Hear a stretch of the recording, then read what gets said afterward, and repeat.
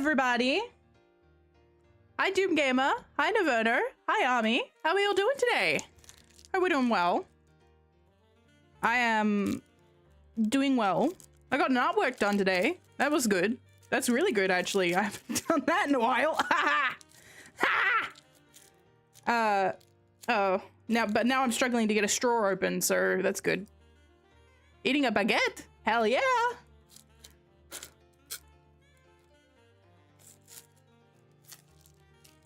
Surviving. Hope everyone is doing well.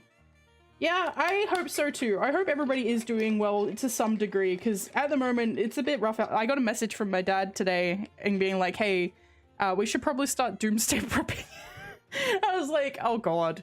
If I think everybody's probably a little bit more on edge after COVID went the way it did.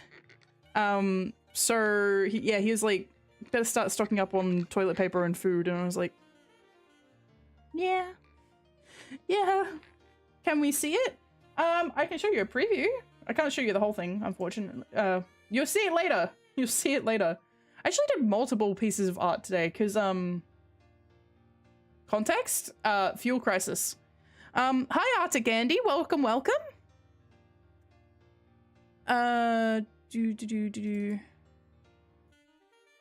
Okay, hang on. How much of this can I show?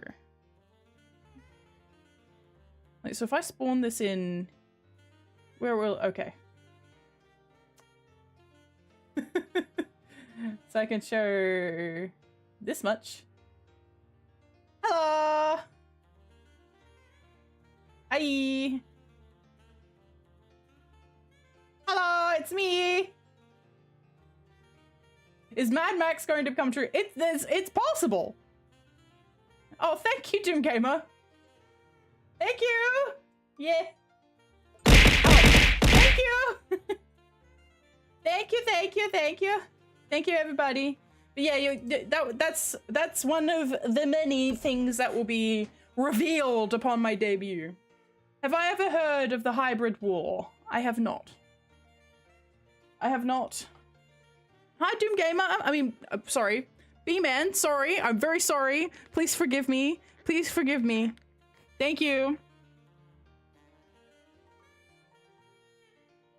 Thank you, everybody. Thank you. I appreciate you. Thank you. That's I got 2 hellos today. Yeah. Oh my god, 2 cakes! But B-Man gets no cake. No, I'm sorry. Oh, is Blue Sky back? Nope. Blue Sky is dead. Hang on, is it back? Blue Sky, are you alive? Kind of? Okay, I will go live.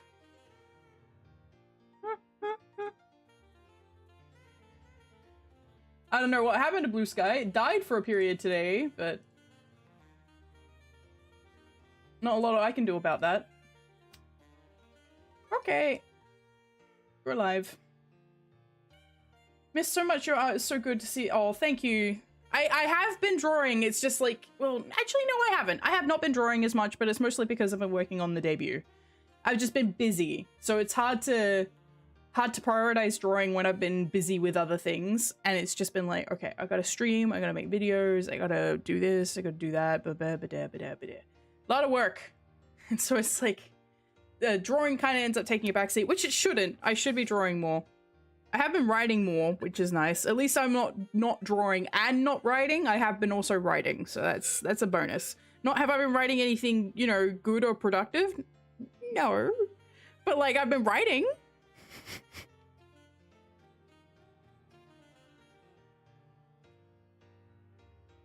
The Hybrid War is a competition created by TGR YouTuber Goji Center, and it happened after a creator, Goji Guy, made a flawed hybrid to defeat their Indominus 2.0. Okay, so it's like a Operation Genesis. Not Operation, Jurassic Park Evolution. Like competition thing? I've got a strawberry matcha latte again today. Because I still had bottled matcha latte in my fridge. The other thing that I also was working on today was there's a little app called Emote Lab, which some of the emotes that you guys have access to, the animated ones, were made with Emote Lab. That one actually has customizable textures, so I've been drawing new textures for that so it looks closer to me, and then I can replace them with closer textures to me. And keep everything sort of coherent and consistent across the board, which would be nice. That's kind of what I'm aiming for with the debut, is to try and make things cohesive. Because at the moment I've got like things from over here and things from over there and things from over here, which sort of semi seem consistent, but yeah. The point is to make a congruent hybrid that could defeat the Indominus 2.0, which won the first hybrid war, Gilgamesh and Kuronoceratops. I see.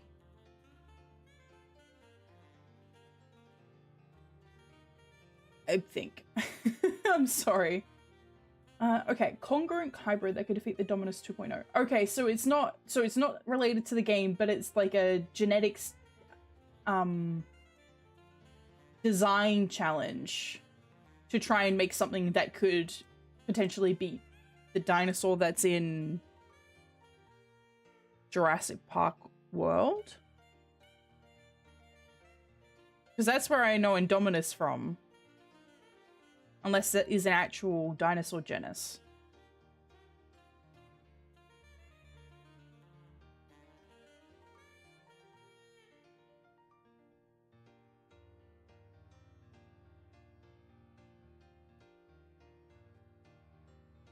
Oh.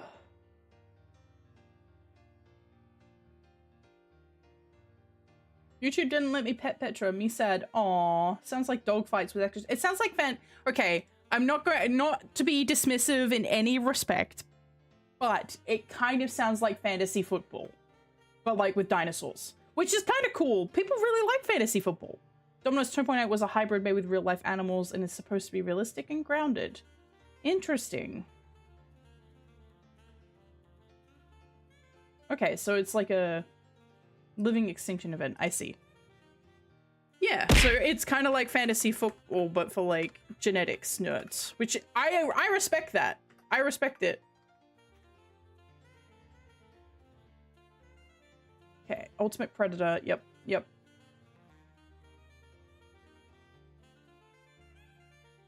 Yep.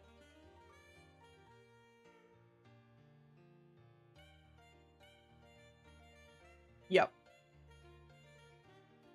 Okay. From that brief Google search, I have a somewhat of an idea of what is meant to be happening there. I'm not invested because I have only just recently within the last 15 minutes, discovered it, but it's pretty cool. You finished writing the comic book in my head? Fuck yeah! Hell yeah! Comic book writing's great! Okay. So, planned for today. Clearly, I don't have any games scheduled. So today is mostly going to be a just chatting stream, but it's also going to be like I'm going to be working in the background. Actually, I forgot that I was meant to open here. Can I edit channel? Can I edit channel status?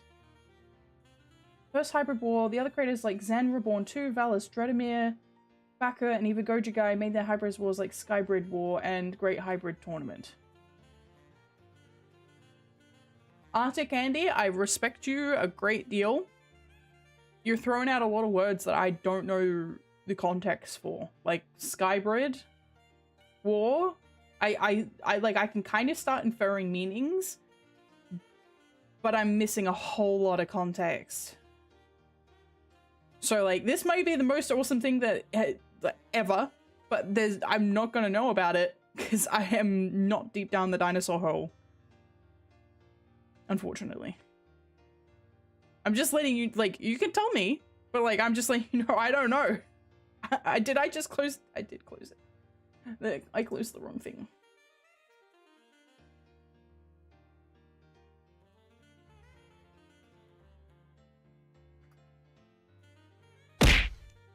Oof.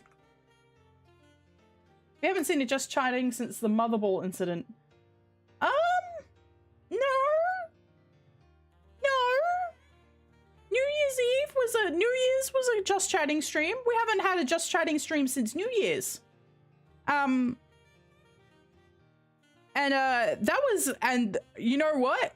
That was because of another incident. Mother balls is whatever. The guy who's been stalking me across 3 different platforms is another matter altogether. And that is probably why I've been avoiding doing just chatting streams, if I'm going to be completely honest with myself. Because I know that they're good. They're good for you. They're good for your they're good for your channel. They're good for what you're doing. But yeah. Yeah. I banned him. So he showed up on YouTube. I couldn't ban him because you can't ban on. It's very hard to ban someone on YouTube. I eventually got around to being able to block him on YouTube because he's. He then showed up on my Twitch. He then showed up on my Bsky, and then he showed up on my Twitter yesterday. So there's been 4 months. I'm not a big enough streamer for this. Like, how? How? I find it confuddling. Cheese, bacon, chicken, nacho, cheeseburger, cheesecake, ice cream, custard muffin, cupcake, watermelon, piece of sugar, salad, eggs, toast, waffles, pancakes, hot dogs, taco, grilled, cheese, popcorn. I don't know why I wrote this. Are you hungry? That's the only explanation I have. You may in fact be hungry. You may in fact be desiring some form of sustenance. And to that, I say, go get yourself something to eat. Maybe some popcorn. Maybe some popcorn with like nacho cheese flavoring on top. That's the best suggestion I've got for you. Yeah, I think I've been kind of like, if I'm going to be completely honest with myself, I think I'm going to be I've been avoiding just chatting. Like, obviously I do 30 minutes worth of just chatting. I know. Thanks, now I'm hungry.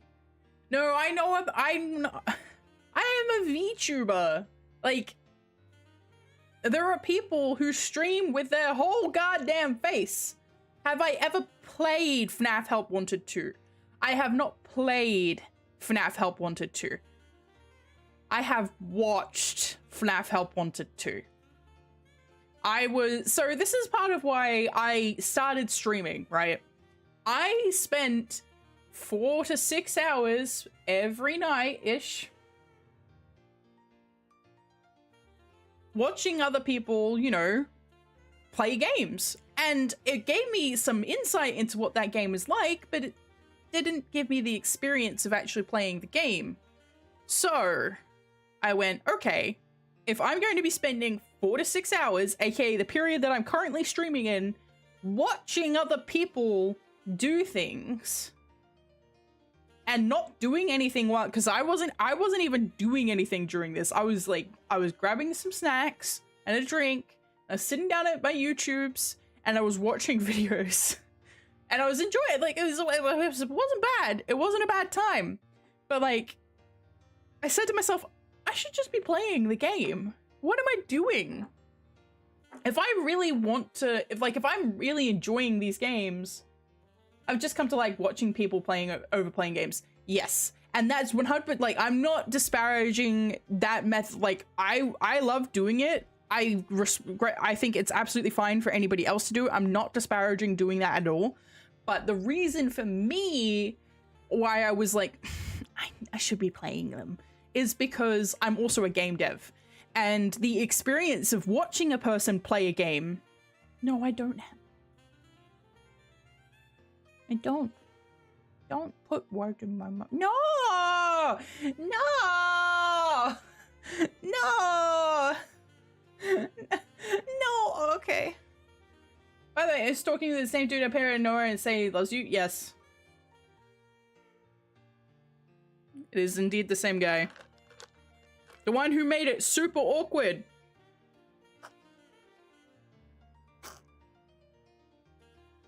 I'm gonna come back with the milk.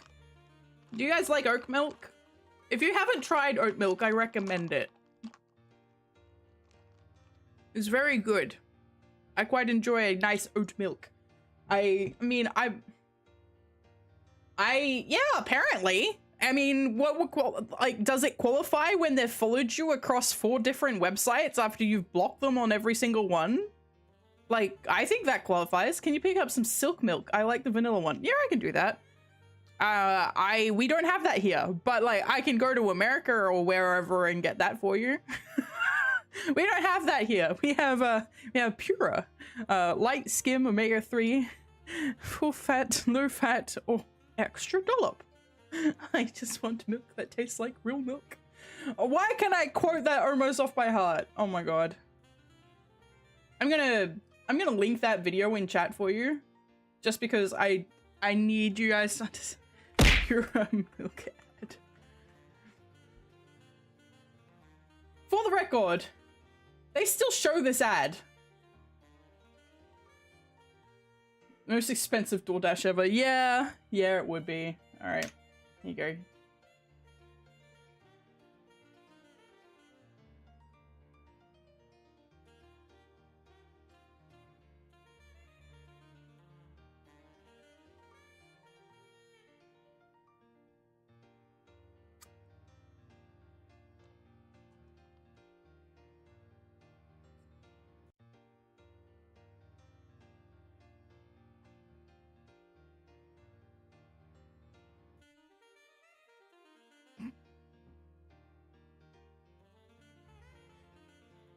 They still show this ad.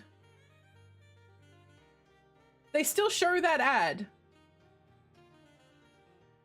My tragic backstory is that I failed at finishing Red Dead Redemption. What's your tragic backstory?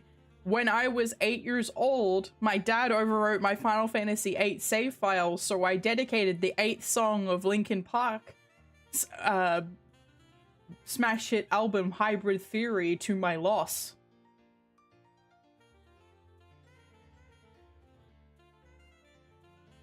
And clearly I never got over it. Because I can talk about it right now. And then I had like a sequel to said like tragic backstory where I was like, okay, I really hate I just want milk that tastes like real milk. I just want milk. That's why I never came back from the store, guys, because I couldn't get milk that tastes like real milk.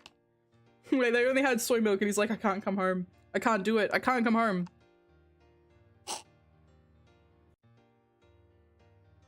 They'll never love me again. And what he didn't understand is that we would accept him for his failings.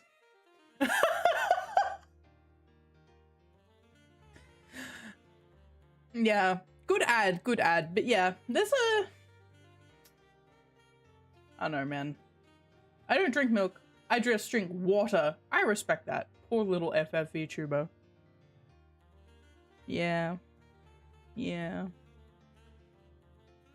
a sad little FF VTuber. It's okay though. I'll live. You just drink water? See, I was reading something on Twitter the other day and it's like, do I want to get into this? How many people are here? How many people are here? There are 4 people here. Okay, if we had more than 5, then I wouldn't get into this, but I trust all of you guys. Twitter, there was a post that going around on Twitter, because sometimes, like, I get flashbanged with something that's like, oh, that makes sense! I didn't realize! Apparently there's 2 different kinds of, like, liquid drinking that falls under autism. Which is like so cold it hurts your teeth versus soda. And I got the soda one.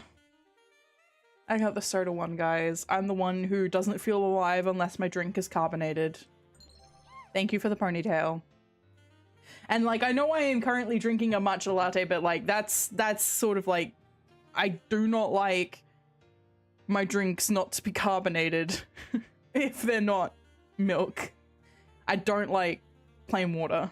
I don't want to remove the flavor of water. Water has its nice iron-like taste. See, I don't really like that. I can't stand water if it's not cold. I used to be worse, but I've been, you know, like, hydration is important. But usually I will gun for a carbonated water over a regular water. Or same, it has to hurt in some way. I need either really hot coffee or spicy combination. I really like, I have a soda stream. I'd like to get the one that can fizz anything, but I have a soda stream at the moment. And you're only supposed to like pump it 3 times. I usually do 5. I go until it sounds like it's going to explode off the thing.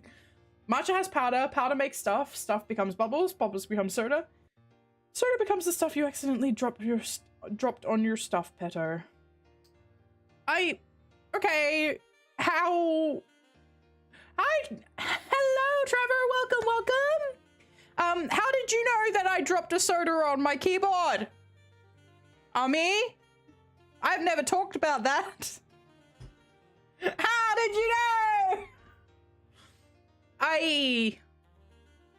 Long story short, I have a Keychron keyboard, a really nice one. No, you don't want to live in there. There's pigeons. Making some ideas of some indie shows. Very nice. I've been thinking, I really want to do a gameplay segment as part of the debut, but there is no way I'm getting anywhere near what I need to have done for the debut done in Unity, so it's gonna have to be RPG Maker.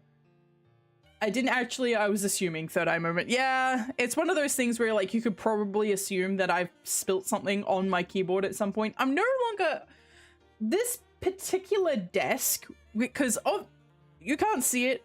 Eventually you'll be able to see it, but like I speak with my hands a lot. Even when I'm talking on Discord with my friends, I speak with my hands. Tenshin Army.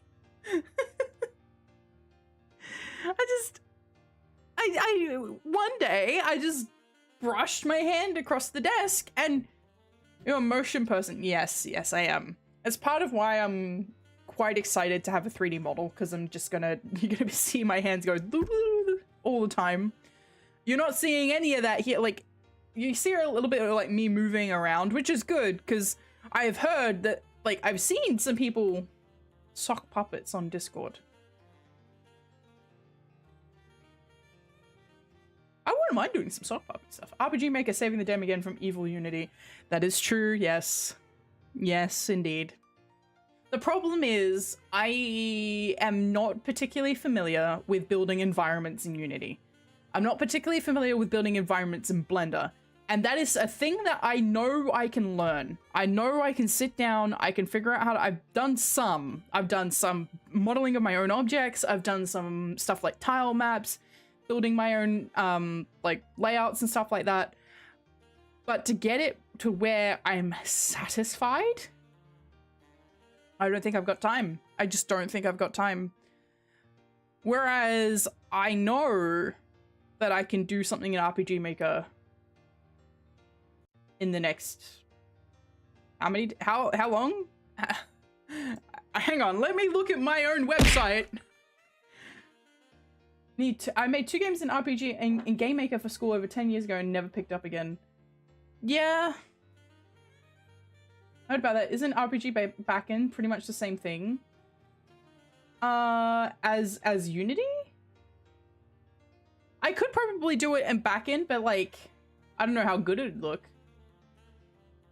I could play around with doing it in backend, but like, I don't have a lot of access to... Actually, what does backend have? You've given me an idea, because I actually know that I can use my Vroid models in backend without me having to do anything extra. Part of the thing with Unity is, with my Vroid models, I have to first take them out, re-rig them, No, hang on. I can't use the Vroid models because I was doing low poly in the first place. But the models that I was making, I had to take them into Mixamo, take them back out, texture them, and then put them back into Unity. And I don't have a lot of control over the animation work. And I don't like it. I do quite like the animation stuff that's available for Vroid. But... okay, asset showcase. So let's have a look what RPG developer backend actually has. It is still loading. Okay. There's a lot here. I didn't think it was going to do it. Ooh, modern hospital pack. Oh. Are we done? Are we done? Okay. All right, so Pixelscape's Castle Pack, Leafy Lodge, Ultimate Modular Swords, Wooden Fort, Battle FX, Modern Item Icons. I get so iffy about really clean shading on things these days now, just because I'm like, is that AI? Charming Chinese Townscape Pack. That's a potential threat to my level of tongue twister. Monster Pixel Pack, which I don't have any use for. Modern Hospital Pack. What does this actually come with? Open the product page, please.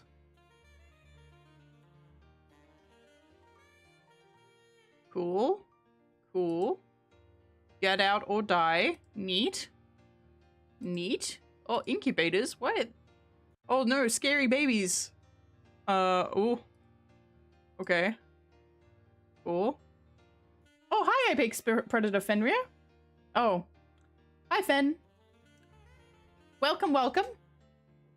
Today is just chatting.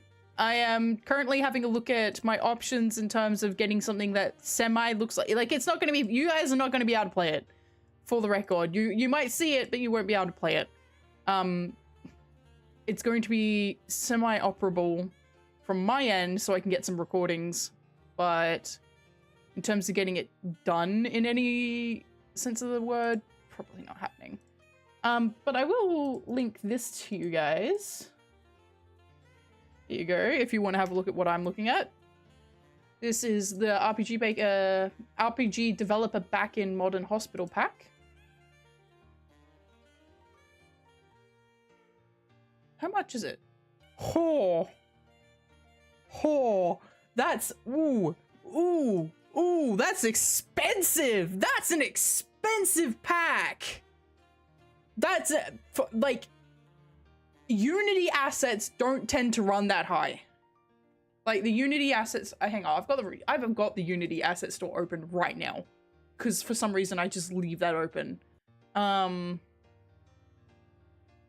Environments. Yeah, that's not cheap by any, like, low poly style ultra pack, $5. Bundle to 100, but it's a bundle. Atmospheric house modular, $50, which is a fully realistic house for Unity, which will also have commercial, like, obviously it's got commercial access, but it's 3D Sci-Fi Kit Volume 1, $20. Are you gonna play today or just chilling? Today I'm just chilling, unless I get to a point where, like, I should probably just play a game. And if that happens, you'll find out. I will let you guys know if I'm like, oh, I should just play a game instead. If I do end up playing a game, it will probably be... just having a look at my list. Do we have any preferences, guys? If I do want to switch over to play a game, do we have any, like, preferences? Because I have a few here. RPG Maker just taking advantage of people who don't know how to program.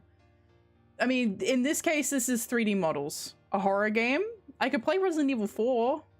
Not the remake. The remake is too heavy. I'd love to play the remake. I'd love to finish the remake. But it lagged the last time I played it and it didn't look good, which was very upsetting. Unfortunately. RE4 that great. Yeah, okay, cool. So if I end up switching over to playing games today, it will be Resident Evil 4. Because I've got it there, it's all it's loaded up. I'm not good at it. I'll probably cry. Okay, Vector Pack, Modern City. Okay, so the only thing they've really got here that I could use is probably the Modern Hospital.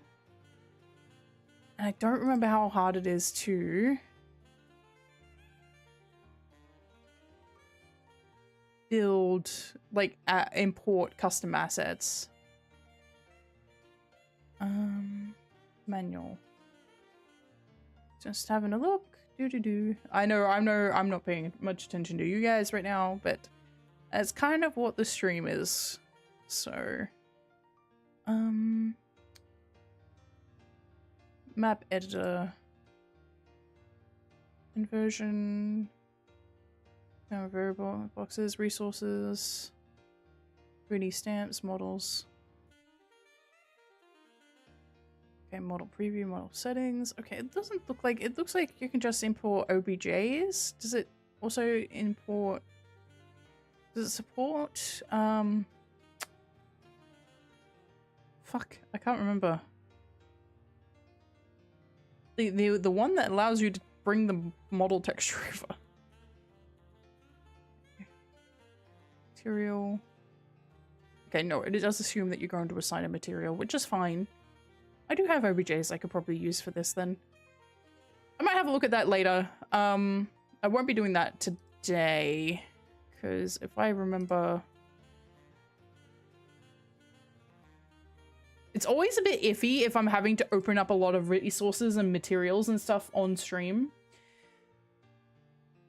Because then I accidentally might open a file that has my name on it.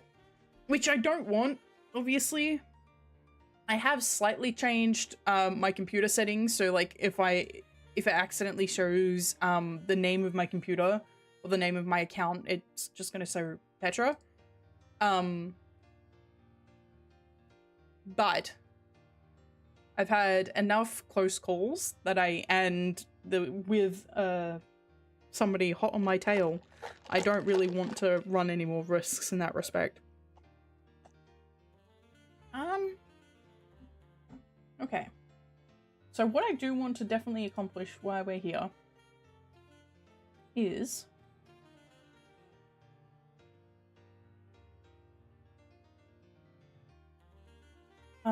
figuring out exactly what I want to do during the Mothathon event. So, Mothathon will be happening from the day, so the debut event will go for about, I estimate the actual main debut stuff, which is showing off the model, the lore video stuff, the, like, discussing what my overall goals and what I want to accomplish with streaming and stuff like that. I assume, I expect that to not go for any longer than 2 hours. I'm expecting about 2 hours. We will see how that goes, because obviously that's going to have a little bit of variation in terms of like chat engagement, building hype and all that sort of thing. So it's really going to be a little bit variable. Well, I'm setting aside 2 hours at the beginning of the debut. I don't think it's going to be a 2 hour long debut, but I don't, like I'm saying, I don't expect it to go any longer than 2 hours. Because like all of the content that's in the day. Yes, it's a 2 hour long debut. I have made a full length movie. My lore video is a full length movie. It's not. It's not. It's not. For the record, it's not. I'm making a joke. I'm being funny. It's not. Don't expect that from me.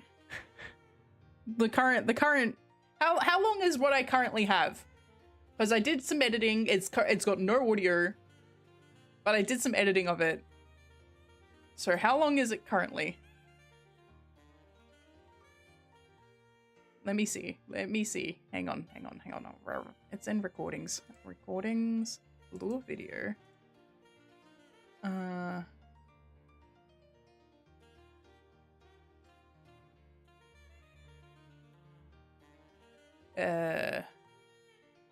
The Petoverse, think about it. Yeah. YouTube I'll post stuff twice notice. Okay. Too late, we're expecting. No!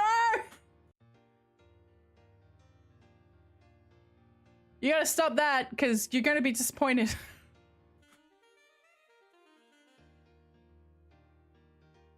I have to curb my own expectations, but you guys especially. So the current length of what I have so far for the lore video, keep in mind it's the 17th. The current length of what I have so far for the lore video is 30 seconds. Don't put pressure on the golf VTuber. No. If I'm as black as carbon, if you put pressure on me, diamond should eventually happen, but it does take thousands of years. PetraIchoria starring in Moth now in cinema. Yeah. It's gonna be like a kaiju battle movie, and I'm going to get into a fight with Mothman. Yeah, I could do a 2-hour-long video of me staring at a lamp. I mean, do you guys want that? I don't think anybody wants that. I don't want that. You guys don't want that. It'd be pretty funny. I could post a 2-hour-long video on YouTube of me just staring at a lamp and see how long people stick around for it.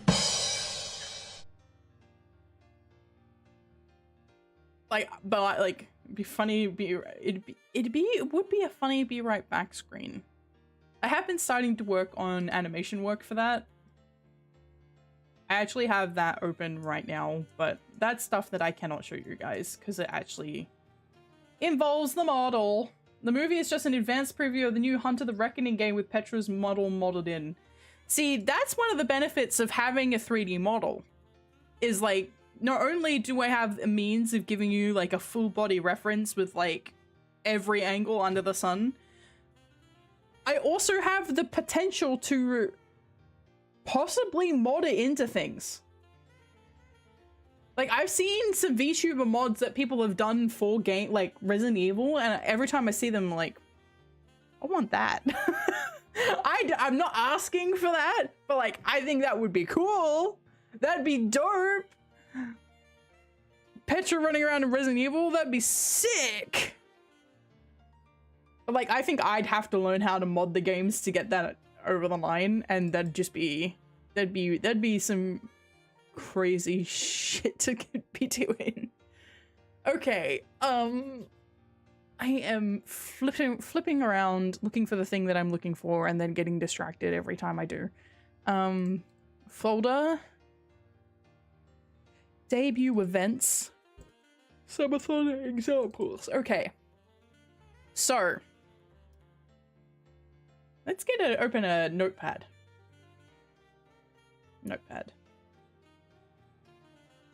I love Notepad. Notepad's so good. Let's get open a Notepad. Do I want to move? I want to move a little bit. But it might make me bigger.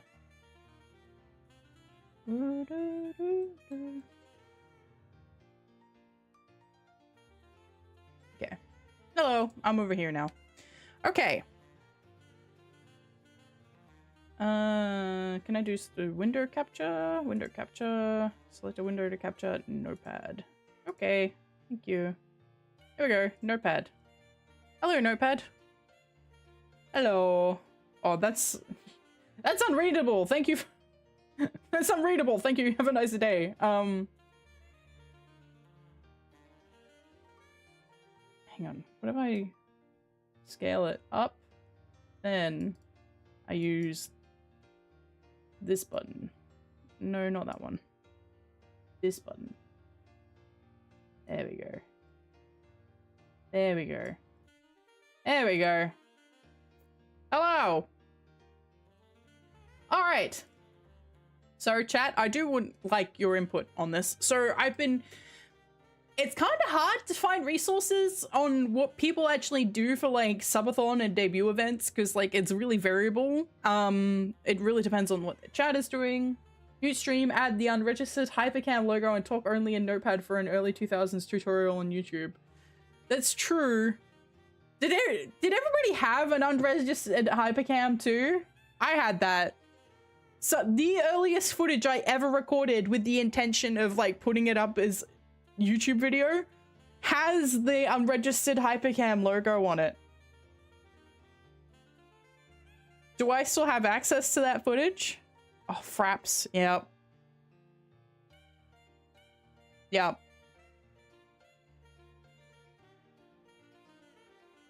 Ah. Okay, so I've got this one particular VTuber's subathon stuff, and that's what I'm looking at. It's one particular person's thingy. And then a couple of examples that other people have. Yeah, follow-a-thon. There we go, goals and incentives. See, obviously I would like to make this look nice. So uncapped subathon is what they've got here. So their timer. So this particular VTuber has about 2,000 followers on Twitch right now. So their units of things was 1 USD, 100 bits. Min or 1 point. I forgot about that. Hopefully there's not a lot of P's in here. Tier 1. X-Men. X point. Oop. Please just ignore that. So I don't really have, like, it's there, like tier 1 and tier 2 and tier 3, tier 2 and tier 3 are there, but like, no one's gonna sub to those, because I don't have enough sub points to make them worth subbing to at this point, so, don't even worry about it.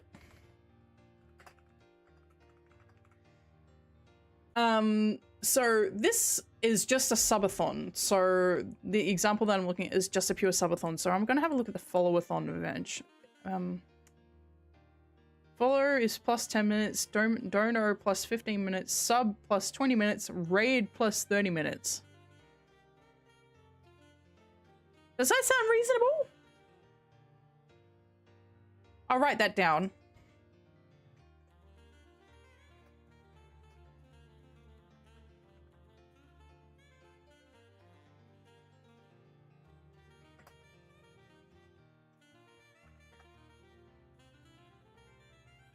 You can have sticky notes for like donations over a certain amount, like they donate $5 and they get a sticky note with their username on stream. Yeah. Yeah, I think that's a good idea as well. I don't know if I can. I'll need to have a look at I could do sticky notes on the stream, but I don't know if I could do sticky notes on my model. Hi, No Name Myth. Welcome, welcome.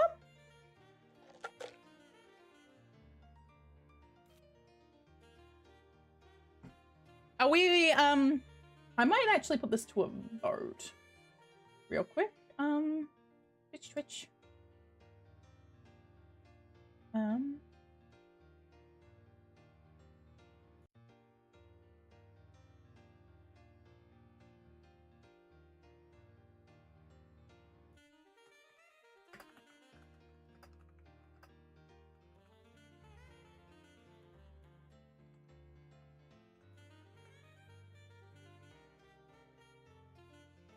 Stop. Do you have any goals so far? Like 10 amount, we'll spin a wheel. Yes, so that's what I'm also about to start putting in. So I'm just going to put this as a poll. So follow 10 minutes. So this is uncapped for the record. So the subathon is currently uncapped. But that said, so it's uncapped within reason. So uncapped technically. I will keep going until I have to go back to work. Because I have work I think I go back to work. Shit, I don't even know how many days I took off. I'll need to double check that. But it's basically, it's uncapped until I have to go back to work. So there's a few examples. I do it like insert streamer, like did it for like 6 months, lol. I don't make enough money for that. I have to make money. I am employed. I am too employed for that. Not only do I have to make money, my team are depending on me to ask me about how to handle werewolves when they should already know that. But I am employed, unfortunately. So there's a few examples. So some of these have like top gifter prizes. Free script or 3K story, Discord role, Twitch VIP. Top 2, 30 script or 2K story, Discord role, Twitch. See, I don't do scripts, but I could write you guys stories. Free item from shop. Subathon schedule, promotion package. Chat decides tweet, chat decides my lunch. Try wasabi for the first time. I like wasabi. Chat, sorry. No more sleep for Petra. So, okay, I will note, so it's, sleep then resume. So I will be going to bed after, like, streaming all day, and I will be having, like, about a 10-hour break, which will be me going to bed, having some food, having a damn shower. In fact, no, I might even just do a be right back. Put Carolina on there. Don't know for bits, dollars thrown, all of the above. Yes. So at the moment, that's just dono. But I think I might change it, like, I might break this down into, like, if one dono is 15 minutes, so make it, you know, I need to break this down, don't I? Because I do get quite a few bits. So 200... Well, it was 10 minutes, so 200 bits is plus 10 minutes. Yeah. So every 200 bits is plus 10 minutes. Doesn't mean I can create accounts to sub to you and make your stream 24 hours long. Subs are paid. That's an idea. A collab writing event. Donate X amount and you get to suggest something to add to the story. Yeah, we could do that. Collab writing event.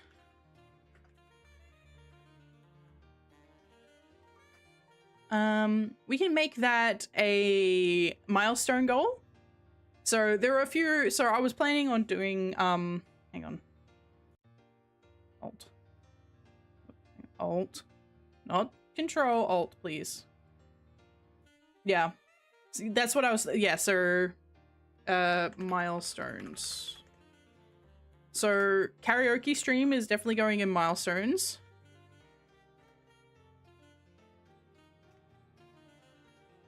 How much for the audience to get a name? You guys have a name. You're the mother balls. You're my beloved mother balls. I love you very much. Thank you so much for being here.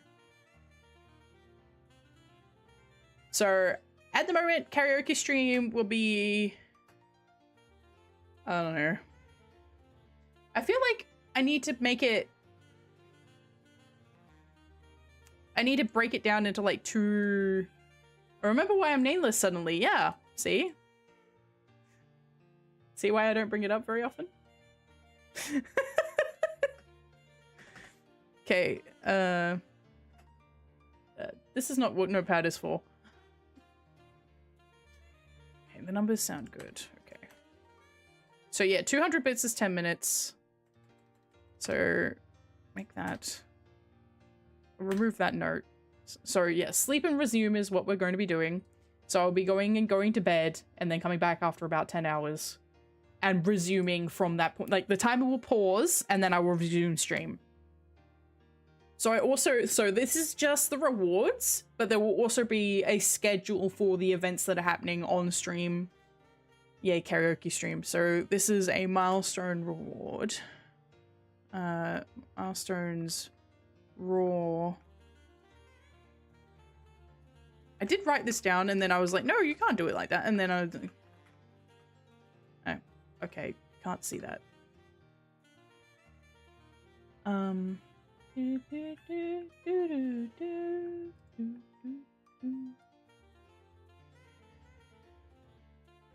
You calm. Okay. So yeah, so like that will be at like 200. So, and then like 10 follower X thing. Story collab pro or something like that. I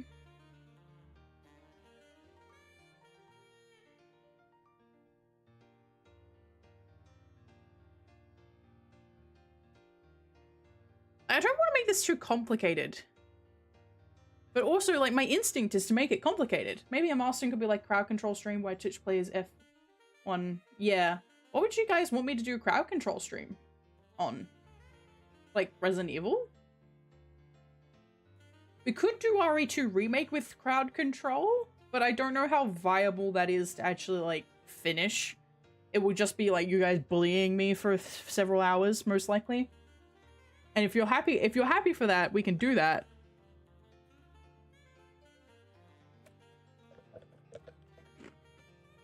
But because Resident Evil 2 doesn't have like ammo drops, you kind of get into GTA crowd control is...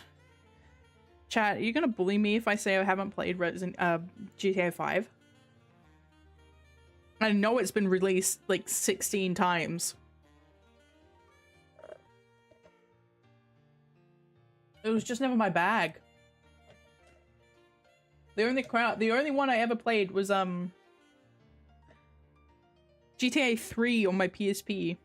I'm down to clown with anything. I'm just spitballing ideas. Okay, cool. Yay, don't bully me. I don't like being bullied.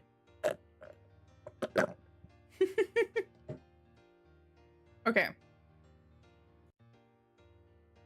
So sub is 20 minutes. So yeah, like I think having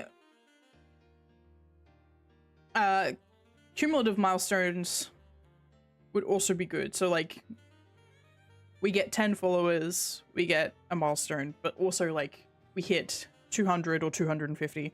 I'm not expecting to get 70 or like 90 brand new followers in the debut. That'd be cool, but like I'm not expecting that. I'm hoping for maybe 10 in one stream would be really neat. I would like, that's sort of like, that would be the most realistic thing. But like I'm gonna have stuff in the event that the stream does blow up. That would be really cool. But like I'm curbing my expectations. I'm curbing my enthusiasm. I'm being realistic. You can pay Alice Madness if you don't have ideas also. Alice doesn't do well on stream. I will get back to it eventually. It may eventually just be a video. It may just be an edited video when I get around to doing Alice, but it doesn't do very well on stream, unfortunately. I got a few friends and servers I'm in to have promo to help affiliate. That would be really nice. And I appreciate you guys a lot. But that would be really cool. I mean, I'm doing my best to market it as much as possible because I think it'd be also neat to have like a super like active and dynamic stream once in a while. I don't expect things to go super, what's the word I'm looking for? Like super crazy after? No, I did not finish Alice. In fact, I didn't get very far in Alice. I got past the fish market. Try and promote it on the 2 servers I'm in on that allow it, but no promises. There is no obligations from you guys. Like the onus of marketing is on me. That's 100% on me. I need to be marketing myself and my channel and the content that's happening myself. if you guys want to let your friends know or let other people know that that debut is happening of a streamer that you like and enjoy, you're more than welcome to do so. But I'm going to be trying to do as much of it myself as I possibly can, because that's my responsibility as a streamer. As part of my job description, the many, many hats that I must wear. You could do poetry or writing like an extra. I would like to listen to something you write. Okay. I could definitely put like maybe 15 followers. Hang on. I'll put that here. Improv writing. No applications means she will send you back to the orphanage. Always panic. Always advertise Petra on Wall Street. Ah, no! Maybe. Maybe. No. So karaoke stream is our milestone for 200. We will we will not be immediately starting a karaoke stream on the milestone for 200. If we don't hit that during the debut, it would be it will still be a milestone. Like, karaoke will be happening at some point. So let's go. So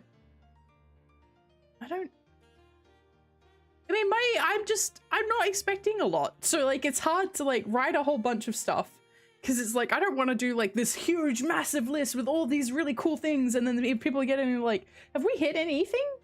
And I'm like, no. I have 160 followers on Twitch, and I wasn't expecting all that much. Which is like, I don't want to sound ungrateful for that. I'm not ungrateful. I am so grateful. I am so grateful every single day that I get to show up and I get to stream, and there are people in my chat who are here to talk to me and play games with me and just be present with me. It's so fantastic. It's so amazing. Everything that I've been able to do so far in streaming has been awesome. I'm not ungrateful, but I'm also realistic. Like, I am expecting this debut to go, okay, I think people are going to show up because it's a debut. People are going to be like, oh, that model's really cool.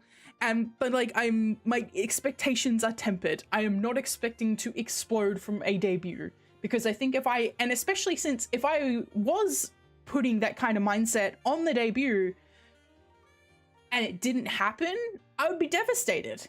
And to a point where, like, if you put all of your eggs into a single basket of something like that, where you're putting a lot of effort and a lot of your time and a lot of yourself into a project, and you're expecting it to go gangbusters, that's the word I was looking for before.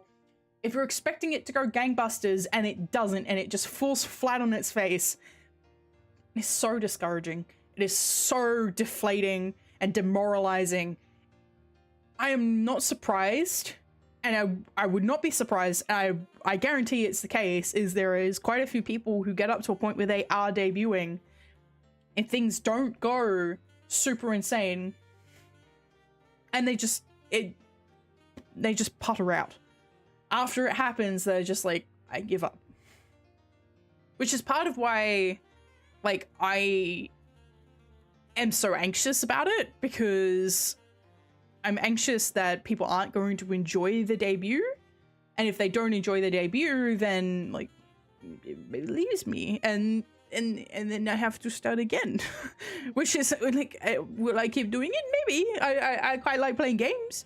I like playing games. I like talking. That's all that, like, in reality, is that all you really need for streaming? Just do it like me, not even try. I'm sorry, Army, but I am a fake I don't give a fucker. I yearn.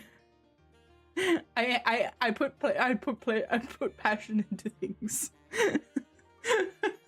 I am fake indifferent. I can't do it.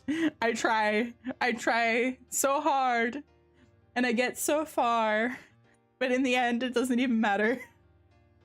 I had to fall to lose it all, but in the end, it doesn't even matter. But yeah, I'm doing, yes. And this is the thing is like, I do want it to do well, especially since my friends have been really supportive of me, and I want to do well for their sake as well, because it would be good to be able to like at the moment, Lou and Nessie, they do mod for me. They do a good job of the moderate, like they don't have to do a lot of moderation at the moment, but like what moderation they do a good job of it, and I'm really appreciative of it. Nessie does art for me. I can pay her little bits at a time, but I can't pay her a lot. So it would be nice to be able to pay them a little bit more, especially for the time and effort that they've put in and given me. Even if it's not specifically for the stuff that they've actually done, it's just a show of appreciation. So I would like to do well for that sake, to be able to help other people and help my friends and be present for my friends. But like, I'm gonna make the most of whatever happens. Always. Curse you for being so nice and talented, you dastardly moth goth birth vampire or something. I really need to be more specific about what I am. I am all of those things. Perhaps I am all of those things. But thank you. I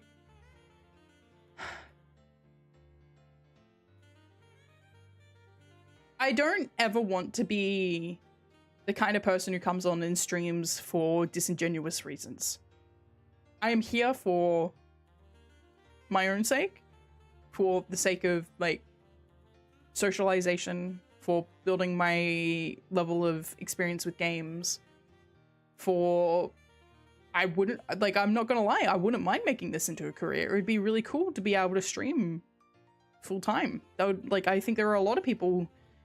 If somebody turns around and says, no, not really, but like, you know, Harry Dresden Gothmoth. No! No! No, do not associate me with that fucking me! Open that fucking door! It's so ridiculous! It's a weird creature from Australia. Half the animals there are just Chimera skill tree with poison skill maxed out, and they're violating all rules of nature, and manta rays. Yep. Yep. And then you have huntsmen who aren't dangerous at all. Huntsmen are not dangerous at all. Like the time a random dude was on stream and telling about political stuff. Yeah. Yep. I remember that. Yep. And like, I don't like to get deep into politics, but that's mostly because I'm not here for that. But like, I'm also not going to turn around and go and be like, hey, it's chill to be a bigot in my chat. Huntsman spider? The platypus took a few points in the milk tree for some reason. Yeah, and egg. Reminder that platypi lay eggs. And they have poison. And milk. And they glow in the dark. Platypi don't make any sense. They are the most nonsense character. Like, if there was a character or animal within Australia that was nonsense, and maybe I should have just gone with platypus. Maybe I should have been a platypus streamer. Maybe someday. We do have crows and moths in Australia, for the record. No, that's the stonefish, lol. Took one in each skill tree instead of min-maxing. Yeah, that's true. They certainly did. Okay. Petra the platypus? Yeah. I think I'm gonna need to get whatever they called a platypus costume. I'm like a platypus onesie. I think I might have to make one of those. Not a fursuit. Not a fursuit. I'm not a furry. I'm not a furry.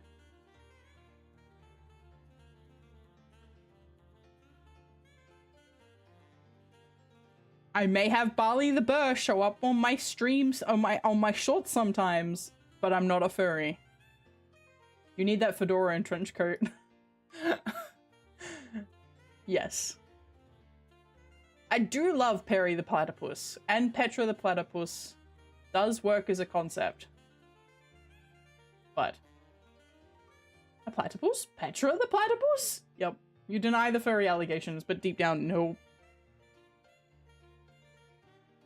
No. Mm-mm.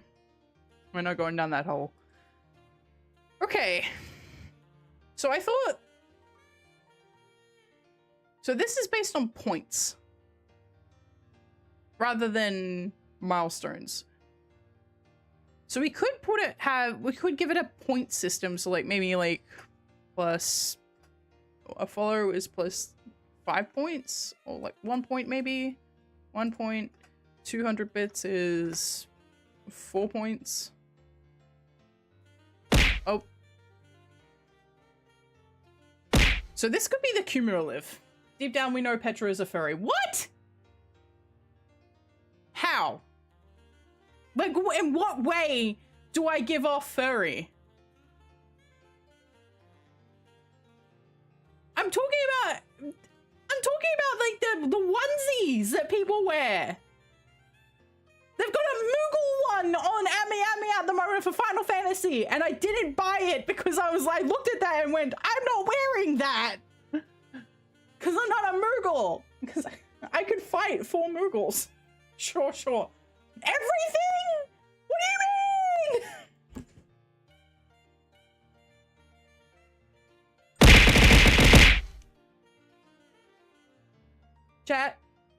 Chat. I'm going under here. Chat. I'm not a furry. I'm not a furry. I'm not a furry.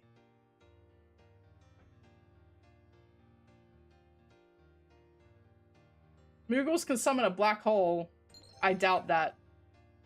All you gotta do... See, Moogles... Yes. If you get into an actual... Hang on, hello. If you get into an actual fight with a Moogle, right? You get into an actual instance of real combat with a Moogle. You're fucked, right? You're not in a good place. Moogles, fighting Moogles, not a good thing. Terrible idea, in fact. However, Moogles are dumb as bricks. They're dumb. Moogles are dumb. They're stupid. They are so stupid. So, all you need to do is pretend to be their friend. But can one Petra beat 50 gorillas? That depends.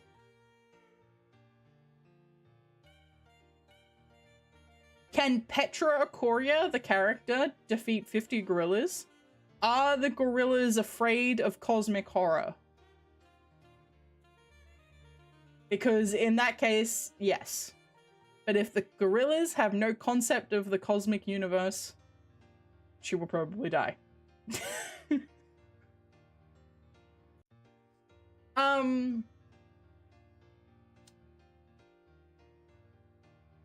Moogles.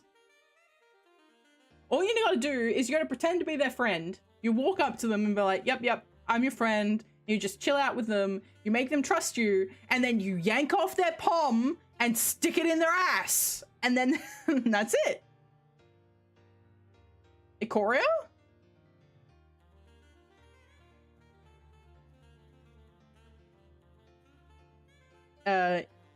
Ikoria. I don't know. It's here.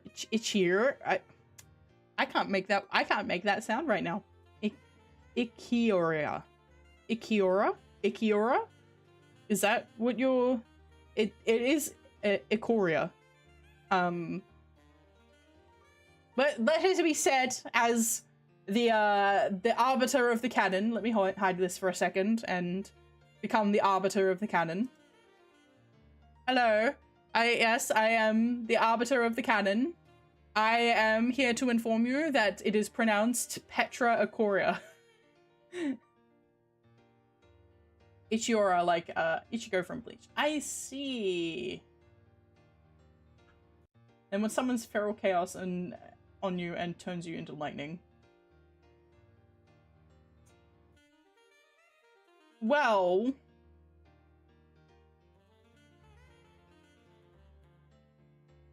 I would not win against lightning in a fight in terms of a physical altercation, but what I would win in is I would turn around and go, at least my sister didn't turn to crystal when I was in charge of making sure she was fine. And then she'd kill me anyway, but I would have won mentally.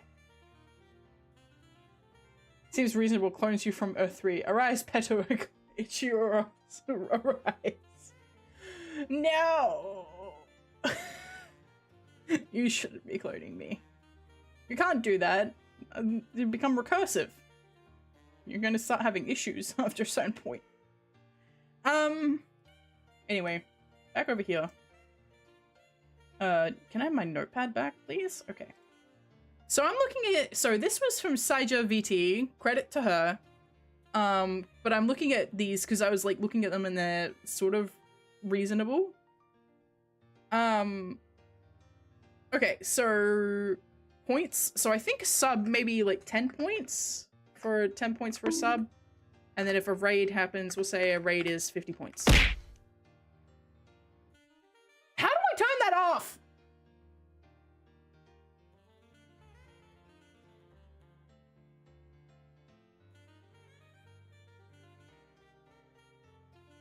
Trigger manager. Very present. Can I turn this off, please?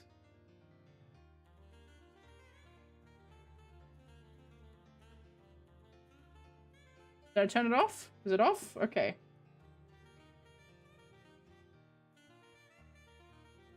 I am now available to type normally. Yay! Okay, so a new follow is 1 point. A new, for 200 bits is 4 points. A sub, hang on, I'm also going to add a point redemption is 1 point. So even if you aren't able to offer anything monetarily, you will still be able to help build towards.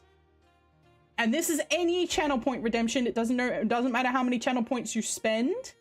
It's going to be 1 point. Petra doesn't need us to bully her. Hang on. Is it still doing it? For fuck's sake.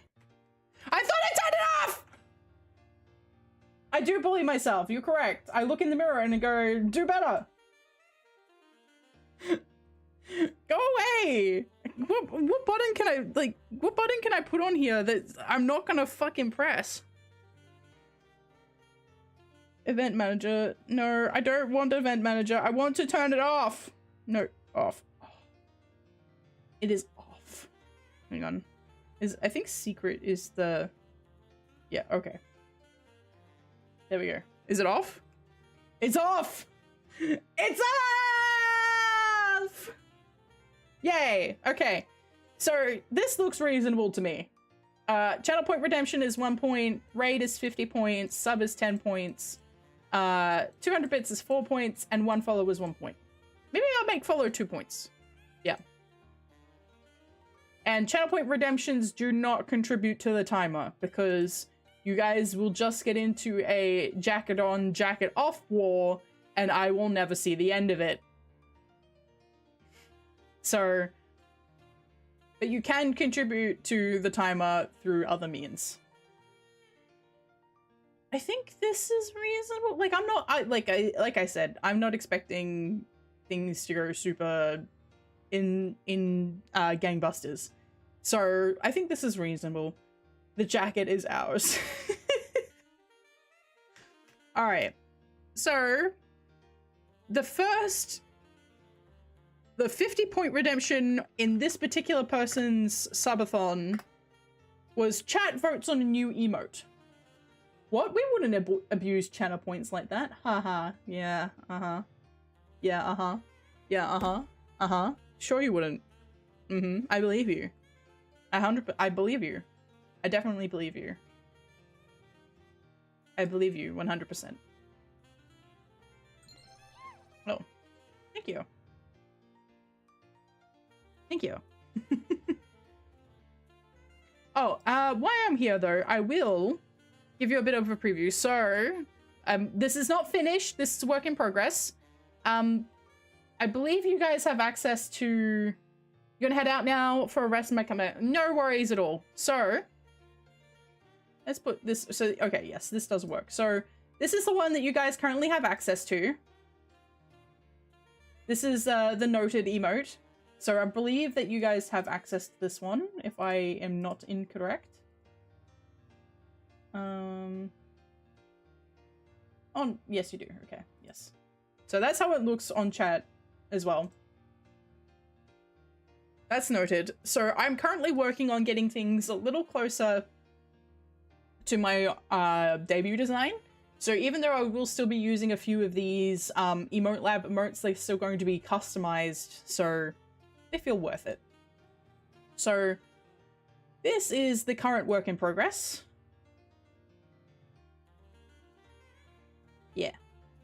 So this is the current work in progress, and you can see that I'm making some changes, and yeah. You can't see a lot of the actual character on this one, but that's okay. You can get the idea of what's happening. I don't have money for sub. I understand. That's part of why I made Channel Point. I made part of the event. Channel Point Redemption is 1 point, so even people who don't have any money will still be able to help with the building up to like events and all that sort of stuff. I can't make, unfortunately. Oh, toggles the UI. Go away. I'm trying to turn you off. Sometimes I can turn on events that increase the amount of channel points you generate at once, but it's not very often. And sometimes they can also turn on events that give discounts to subs, but I also don't have full control over that. That's all Twitch. So yeah, at 50 points is chat votes on a new emote, which is on this one. So 100. So this would all be part of the cumulative, instead of having all of this, like, it just be raw 10 followers. So I think the point system is a good idea. I like the idea of a point system for this, because it means that we can still continue building up points even if like we slow down on the timer, which is fine because it's the moth-a-thon. It's not a subathon, it's a moth-a-thon.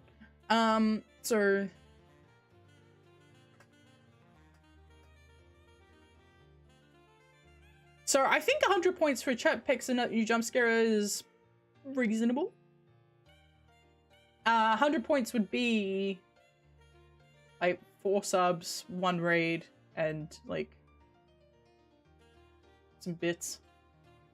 I don't expect us to get any further than this, to be honest.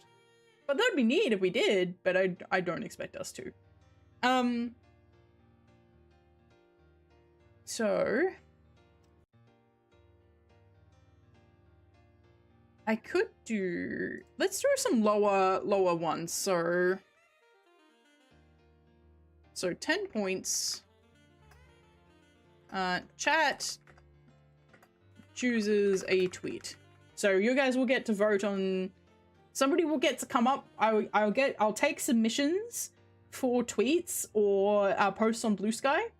I will then put them to a vote, and you guys will be able to vote on which one I actually post. So that's how that works. That's going to be for 10 points. I'm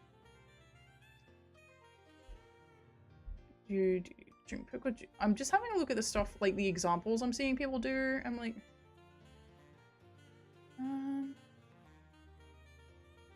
I could probably even reduce this down to 75. Cosplay stream, cosplay photos, no. It's a new redeem.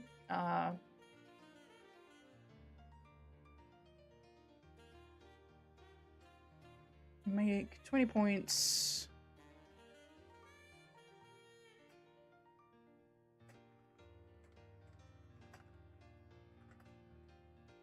I will get you, this will be another one where I get you guys to pitch. I'll put it to a vote. We'll see how that goes. We'll put in a 30.1 as well. I like That adds a word. Choose the game I finish next on stream. Chat chooses my pizza toppings. Next deep dive topic. Read a creepypasta. Read a chapter from... No, we're not doing that. Karaoke stream. Make 100... We'll make 100 points. So karaoke stream is 200. We'll make 100 points. Maybe 10 minute? No, even then that's 5 minute ASMR. Yeah, see, chat chooses pizza toppings could be dangerous because for one thing, I can't have dairy. So I can't have pizza. There's only a very few places that I can actually get pizza from. Hang on. Can I build my own vegan? Is the place that I know that does vegan pizza, can I build my own pizza from this place?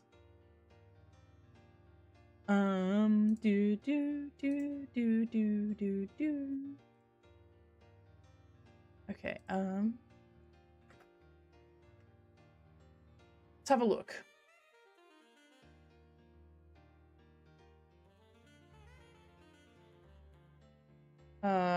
It is 1:30 in the morning, so can I just look at the menu?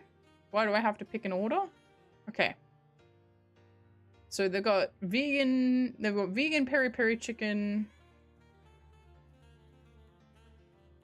All right.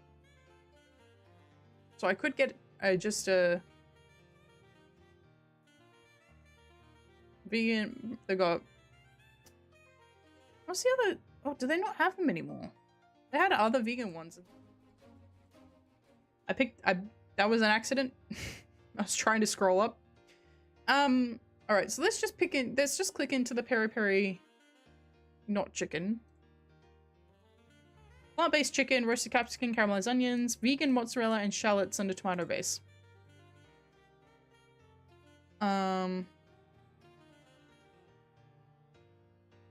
Okay, but how do I... Petra, stop. Are you hungry? I'm sorry. I am gonna put that on there though. 30 points. What? I was reading out the ingredients on a pizza.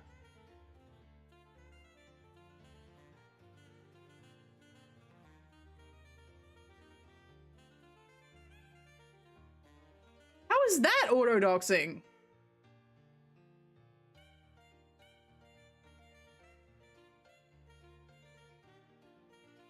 I didn't. I read out the ingredients of a pizza.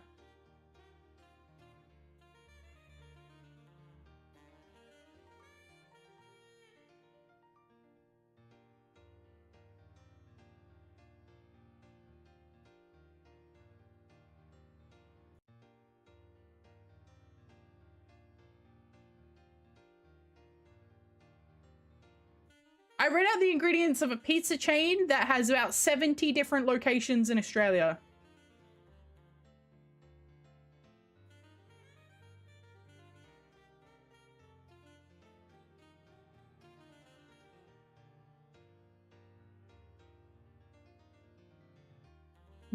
If somebody like I've said this before, if somebody manages to figure out where the fuck I am based on the pizza, I'd be very surprised. Did I say the name of the place?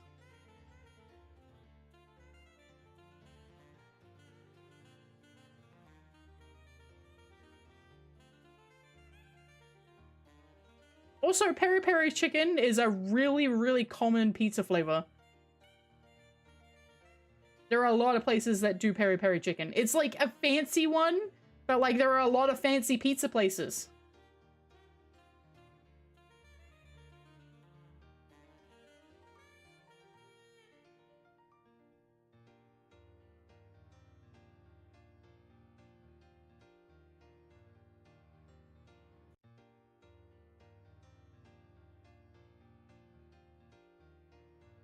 I don't know, man. I feel like somebody ordering a peanut butter burger is more auto-doxing than me mentioning the name of a pizza.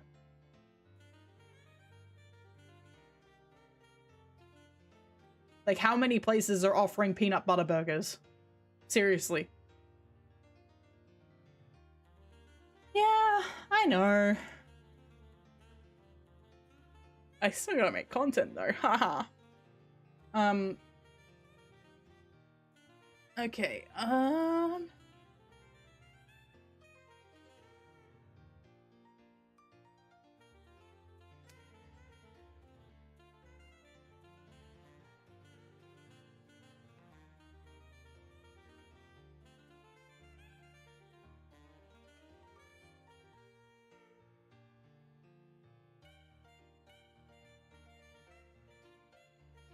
I feel like I should switch these. So redeem should probably be more expensive than an emote. Because redeem is going to be more work for me. Alright, so new jump scare. These are all stuff that you can do. 30, so,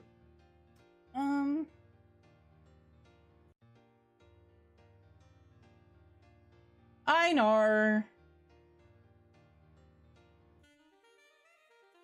I know. I understand. I just don't think that I'm being particularly specific.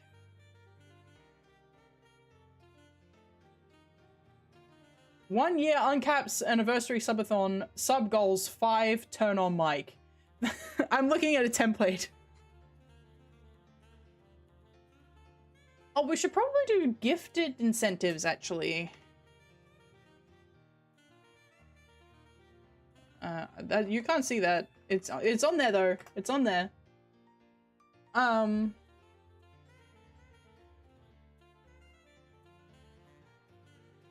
Future baking streams, sub interviews, K-pop dance. Chat chooses next hair color. As a VTuber? No swearing for 1 hour.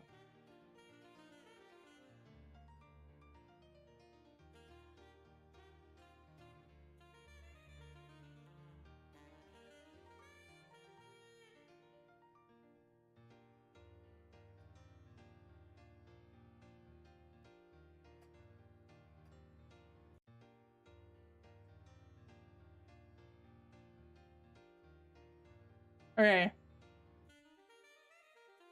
I think those are good.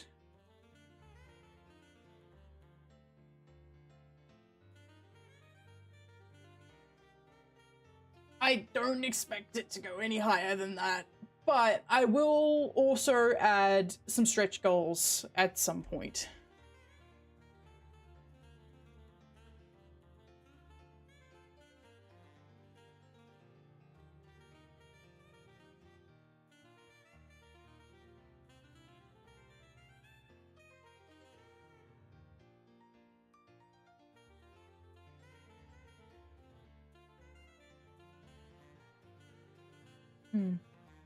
Chat chooses hairstyle. Fortunately, not in the cards. You have redeems for my hairstyle, but there's not a lot I'll be able to do. You'll have the access to the what is on like, unfortunately not in the pipeline. Maybe someday, maybe next model. I'll make sure that like hair is toggleable in a way, but the way that just the way that Vroid models are, it's not easy.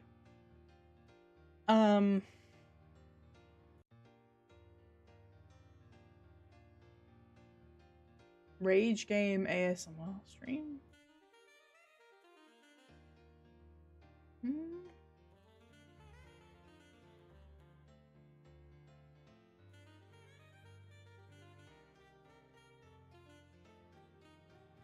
Chain together Garnic phone, combinal demos, chooses new channel redeem, which we've already got on there.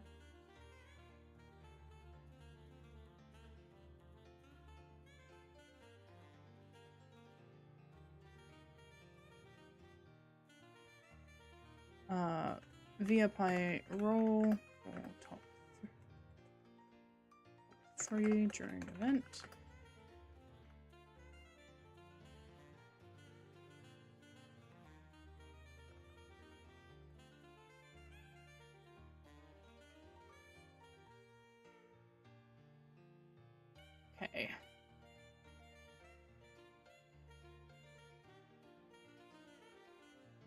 Hmm.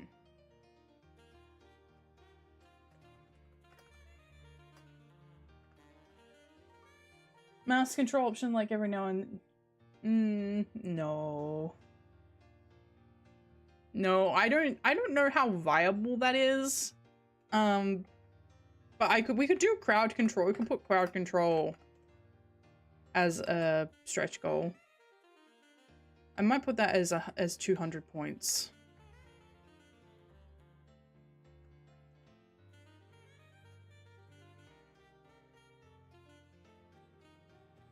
Yep, okay. So 150 points, chat chooses horror game. 200 points, crowd control, Resident Evil. 100 points, a 5 minutes ASMR video. Which I will do as 100% legitimately as I can.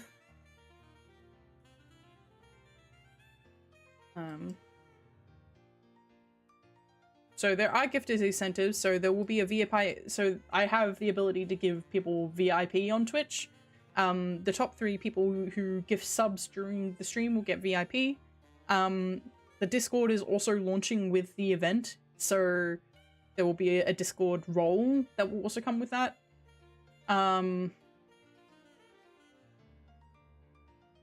Probably put song cover.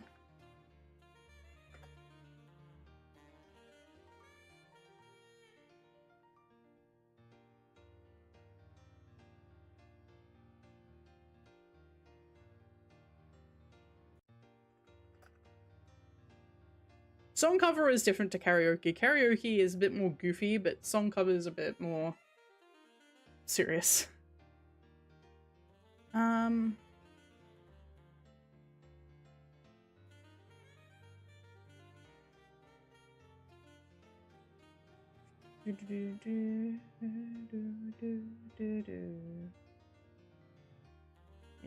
and we'll put that as a...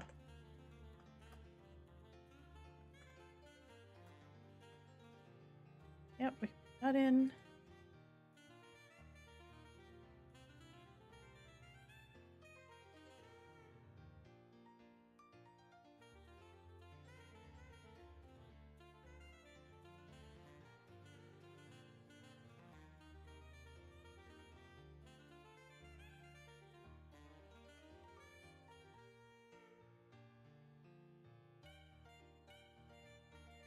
Okay, and then...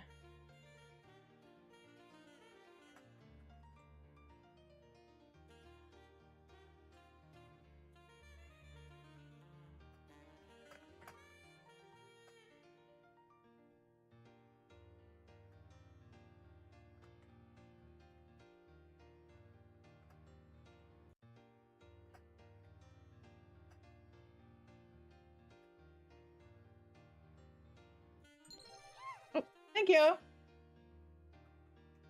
Okay, and...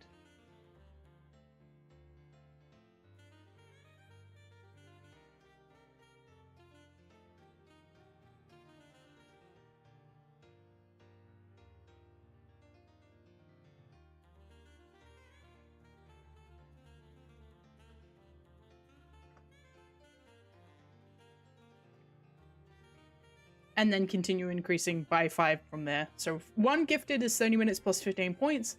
5 gifted is 1 hour plus 50 points. But 5 gifted, if it's like 3 gifted subs, it will be an hour and a half plus 45 points. But 5 gifted will be... Hang on. That's not... Okay, so it should be probably 100 points actually then. So... whatever. Makes it 12. 5 gifted. It'll be 75. Yeah, there we go. Okay, so 1 hour plus 75 points. And then... So 10 gifted is 2 hours plus 150 points. So it's always, like, it's always worth more to gift, but it's worth more to bundle. So, like, if you were to... 1 gifted times 5 would be 60 points.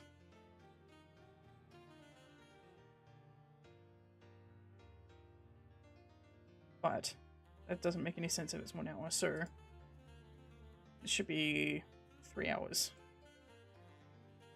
Alright, so it's worth more. Yeah, okay. Yes. Okay.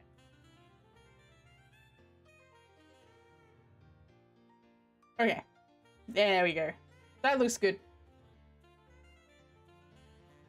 That's looking good. I'm glad I've got that done. So I will put this into my Discord. Well, not my Discord, my Trello. Trello. Where is it? Debut event.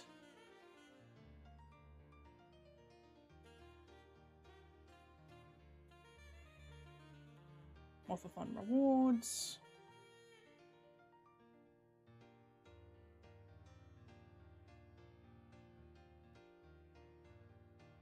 I don't want it. Okay, fine, I'll put it in a comment.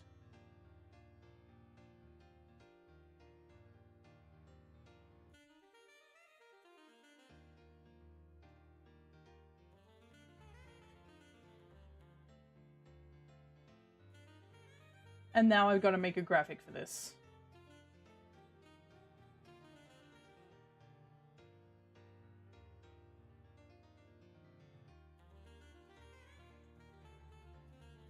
Okay, save. Put that in. Cool, it's there. I will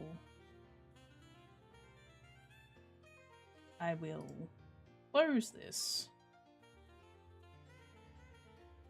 I will remove these. Remove.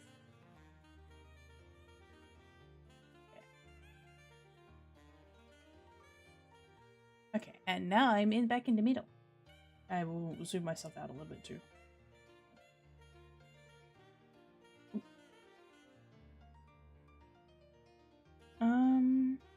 Now I will file save as. YouTubing.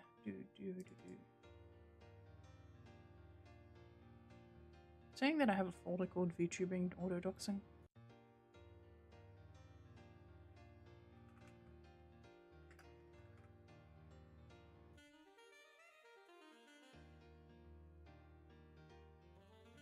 Okay. Yay, that part's done. The other thing I would need to do is the actual schedule for the day. So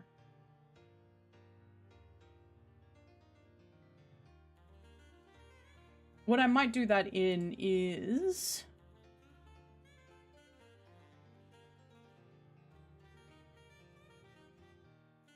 I might do that in Excel. Do I have Clip Studio open?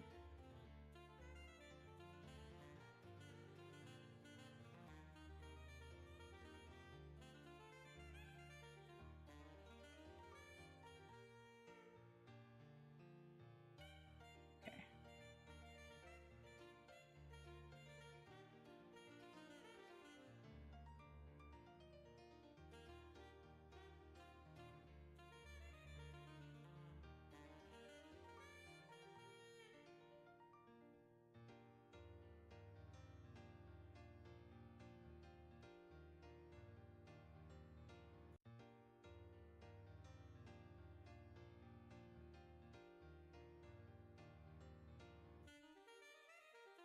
Okay. Hi. Hello. I'm down here. Hee hee.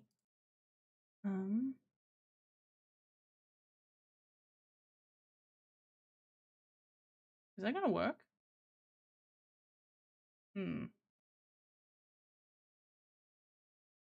No. Yes? Oh. Okay. It only shows that. Do I have to show my whole screen?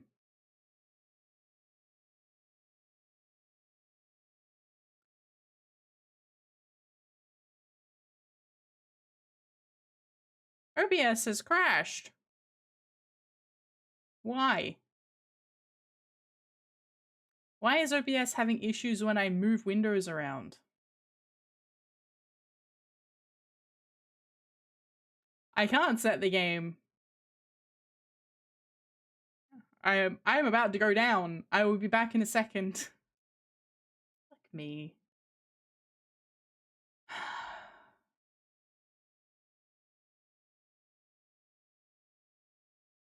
Oh, I will be. I'll be back in a sec. I'm putting Clip Studio Paint up. I'm gonna draw. But my app has crashed.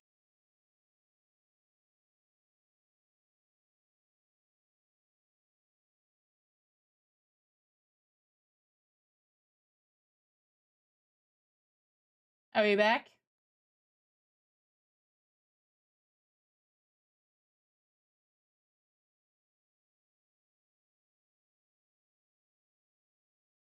Are we back?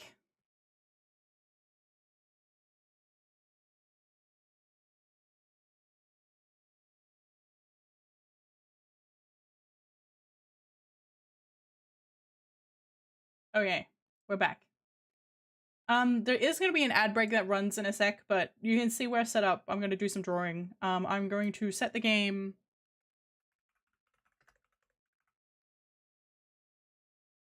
But I'm also going to be right back because I'm going to go to the bathroom. Okay, I'll be back in a sec. I'm running the ad.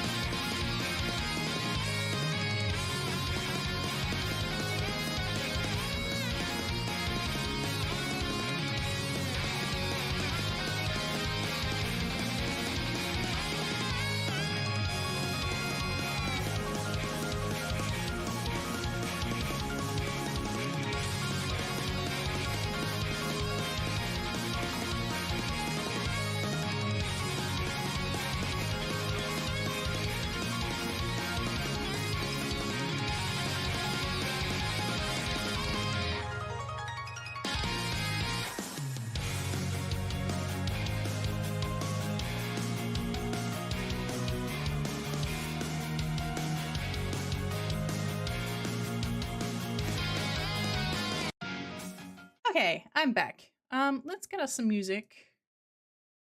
PetraIchoria.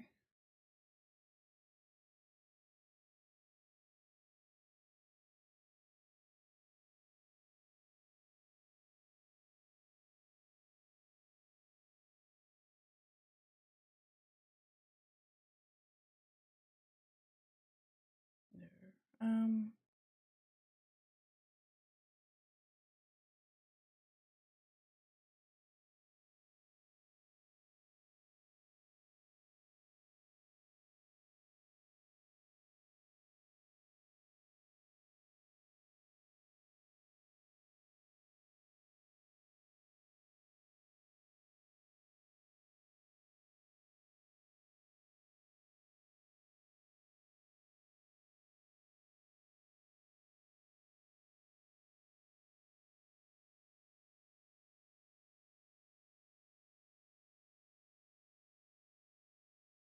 Oh, thank you, Rydia. Welcome, welcome. Thank you so much.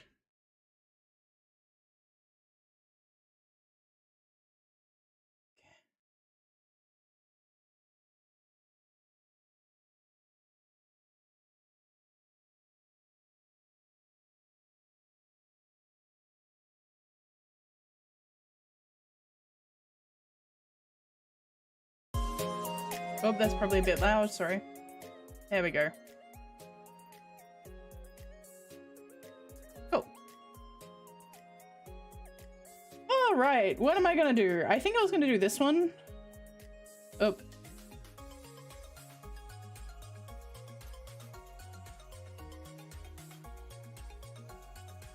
Yeah.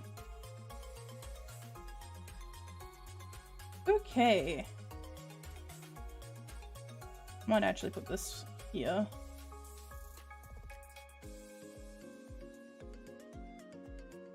Okay.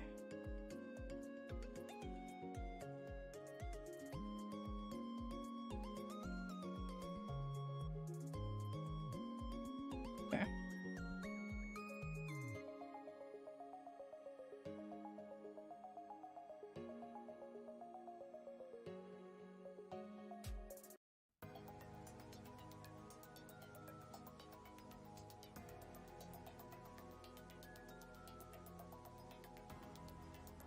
Am I happy with that placement? Not really.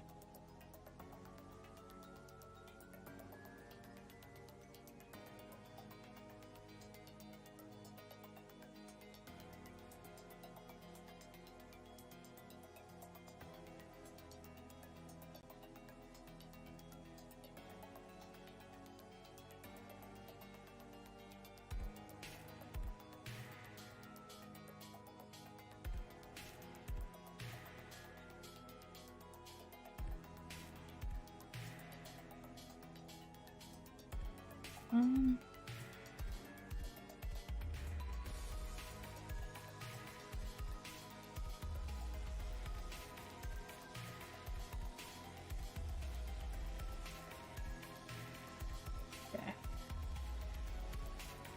Let's go with that.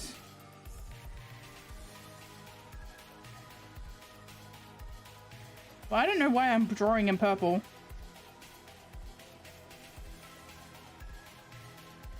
Oh, nice. I didn't think I didn't think it'd been that long.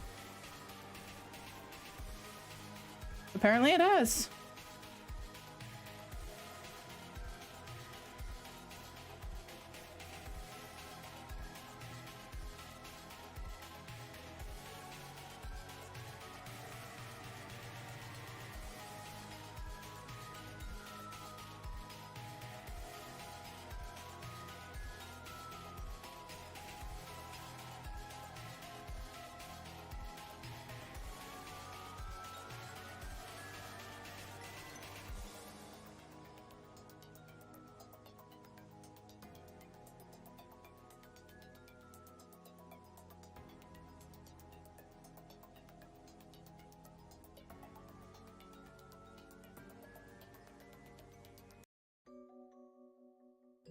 Hi, Suguru.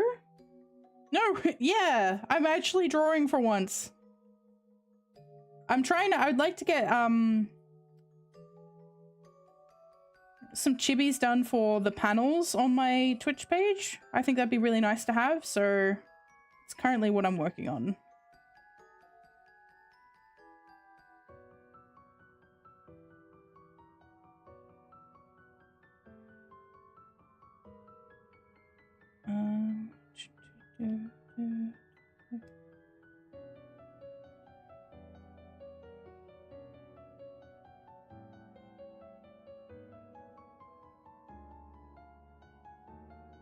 Yeah. So I've got one finished, which you guys saw. I did a preview of earlier, which is open on the other page on here, over here, which I shouldn't have left it open, but it is there. Nothing I can do about it now. It is already open. Okay.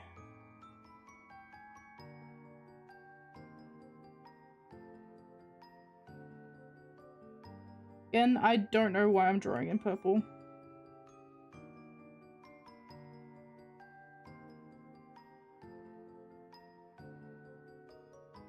I'm using a Cintiq.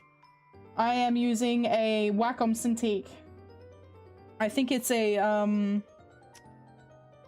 16-inch? Yeah.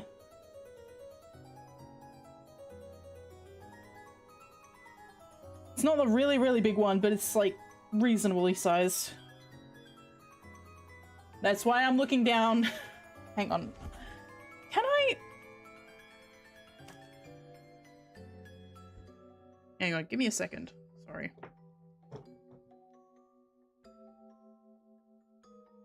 Yeah.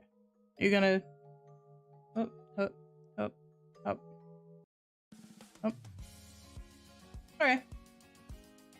It should pick up my tracking more now while I'm actually drawing, hopefully.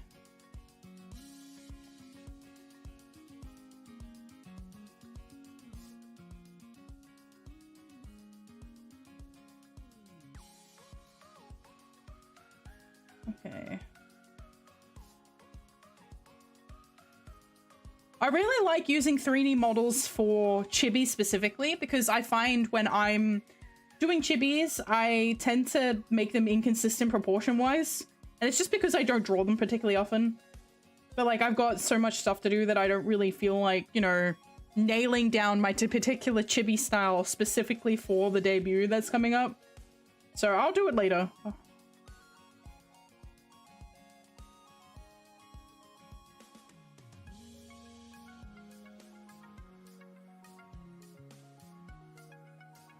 Okay, alright, so here.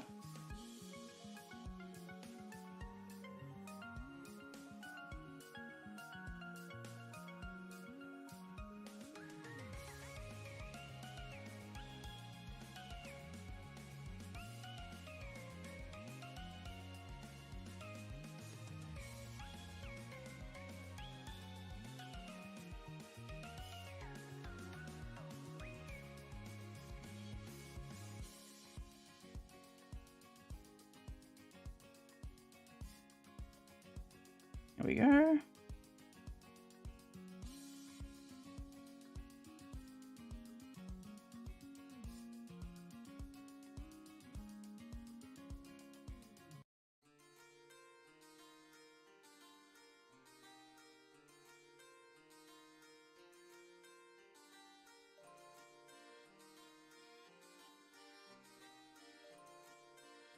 Okay. I am planning on doing a short video on, as part of like my debut stuff, on how to actually draw Petra's hair. That will happen eventually. I haven't actually made the video yet, but I will do it. Because it just also because it's easier than it looks. It looks complicated, but it's actually not as complicated as it looks.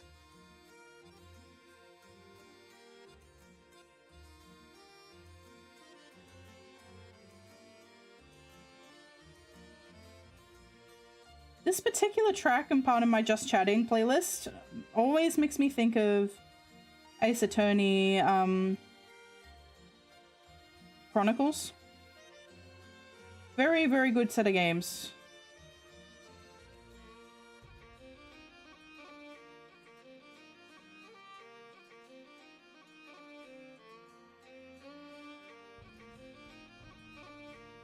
Hmm.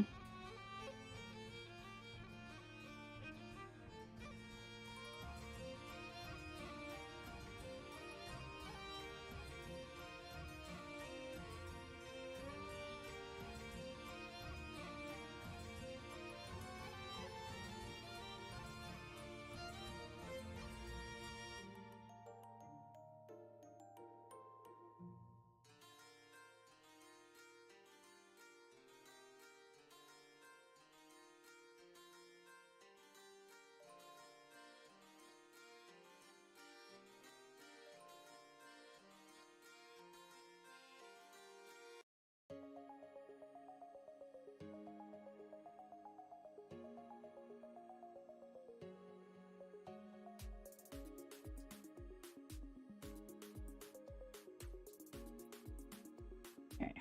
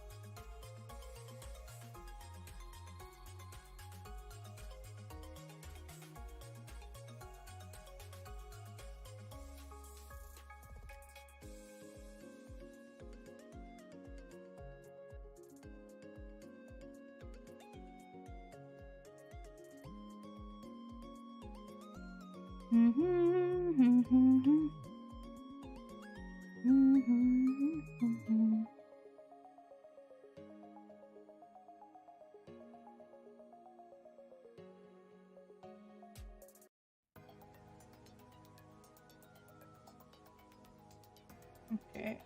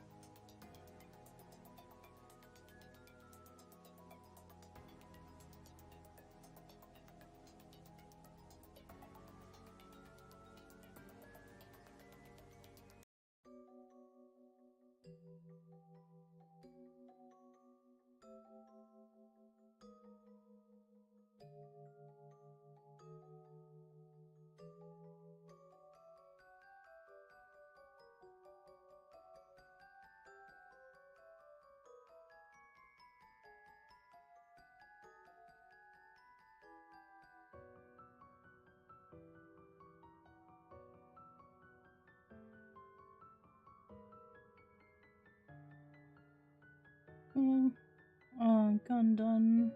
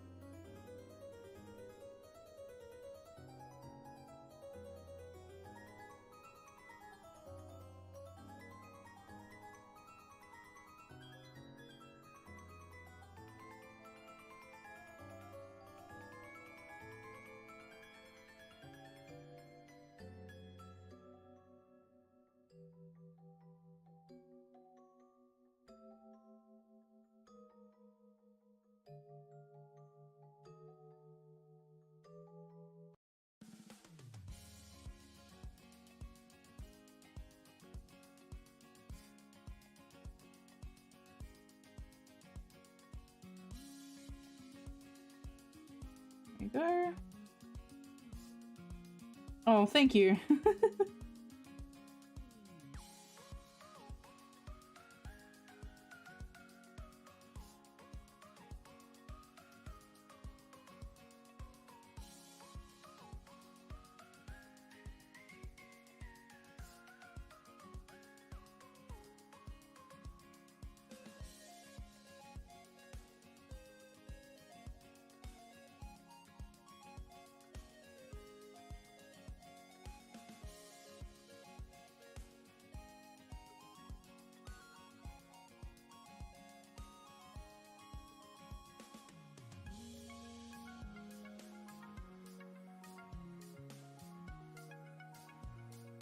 What's also a good exercise is also it's forcing me to actually try and remember, like, I'm not looking at a reference.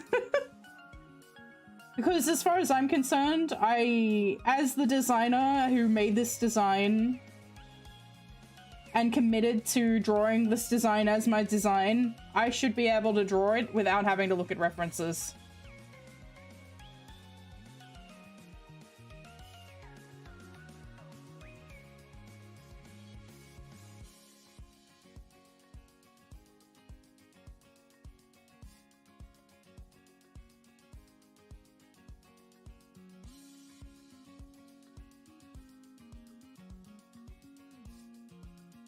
I think that's fair enough.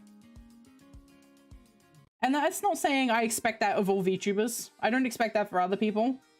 But, like, I expect it for myself. Because I hold myself to a certain standard that is oftentimes utterly unreasonable.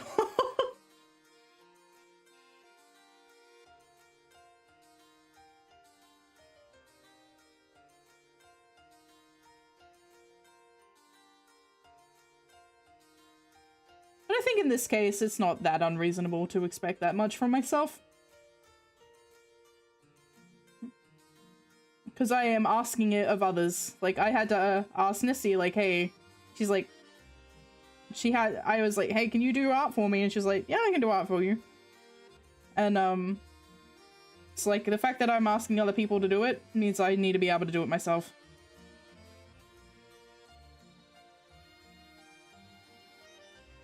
So no references. We go in raw Unassisted. Thank you.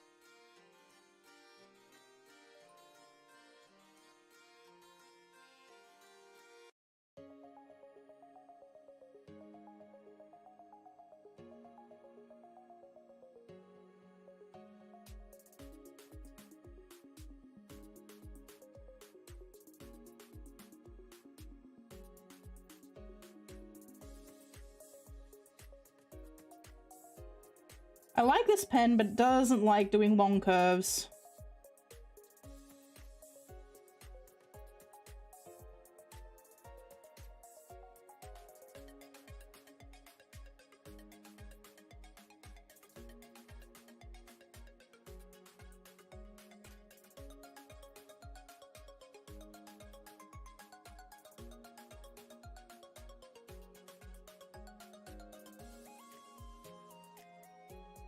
Okay.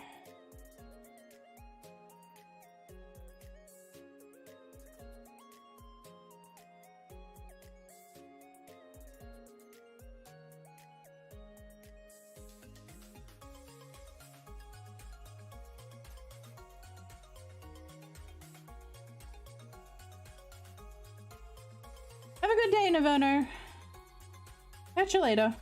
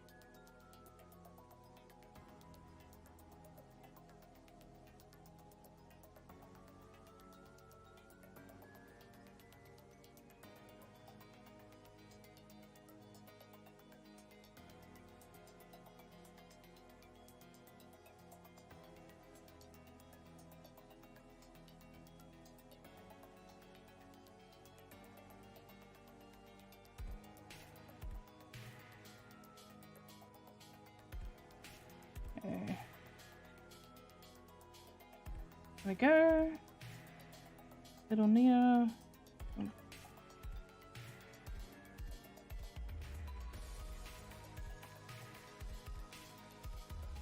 Oh, thank you.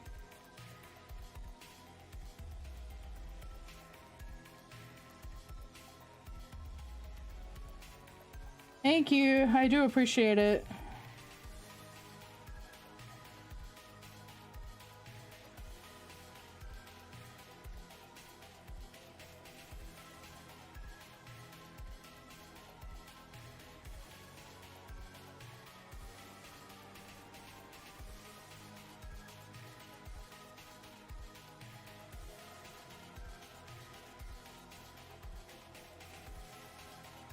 Okay,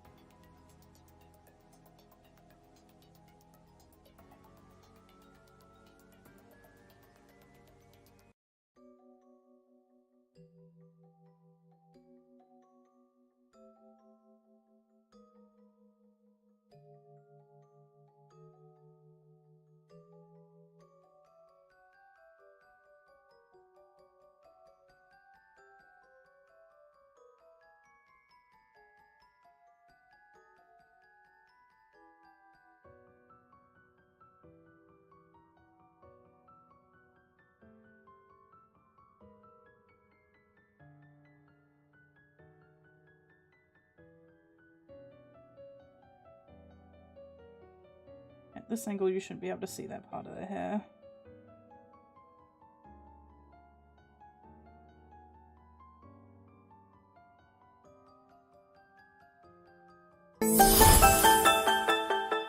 Oh, thank you so much for subscribing, Naverno. Thank you. I really do appreciate it. Thank you so much. Thank you. And welcome back to using emotes.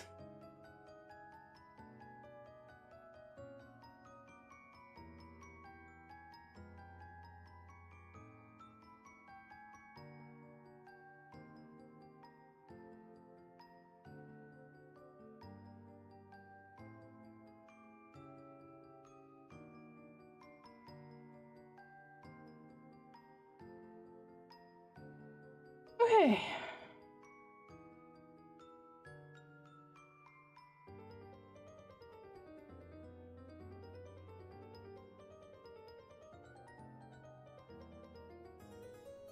Thank you.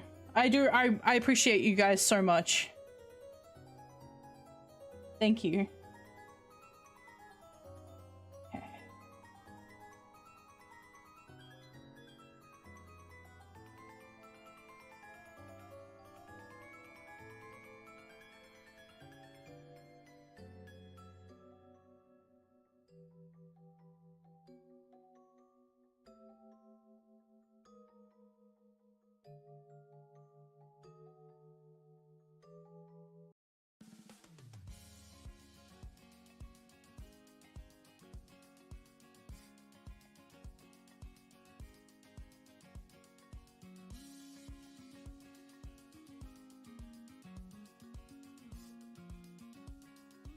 I want to see you happy, but more important, good health in my body and mentally. Thank you. I appreciate it. Thank you. I'm doing my best. I'm doing pretty well. All things considered, like, I'm doing pretty well. So, but being here makes me happy, so I'm glad I get to keep doing it. Thank you so much.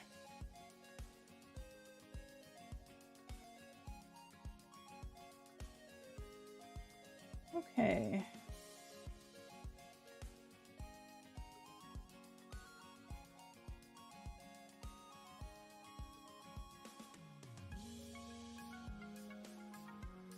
Okay, now we have black line art, like normal people. That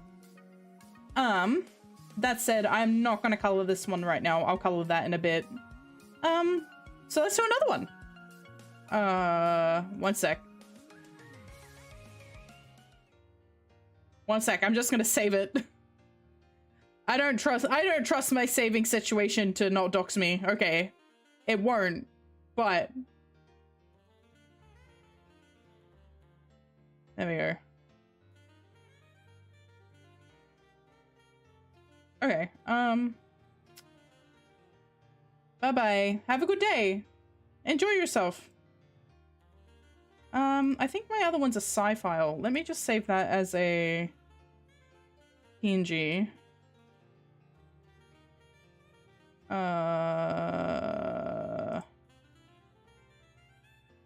Give me a sec, sorry. Whenever Psy feels like it. Okay, it's, yep, that one.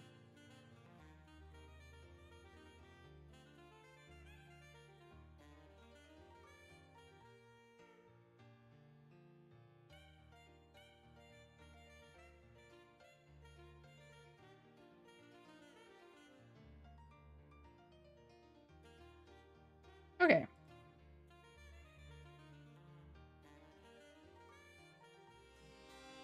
Back over here. As you can see, like this is without a 3D model behind it. You can see that my chibi proportions are pretty different. Which is not bad. It's not a bad thing. It's just like, it just means that consistency becomes an issue. Which that's what I'm trying to go for. I'm trying to go for consistency. But I am still going to color this, line this one while I'm here.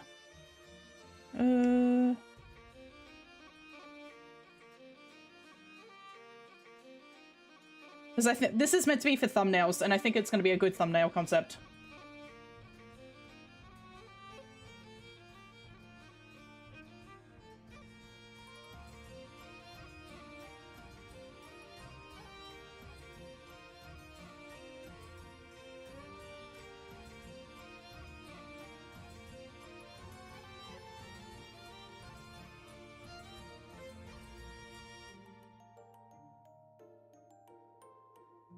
I'd agree. I think this will make great thumbnails. Thank you.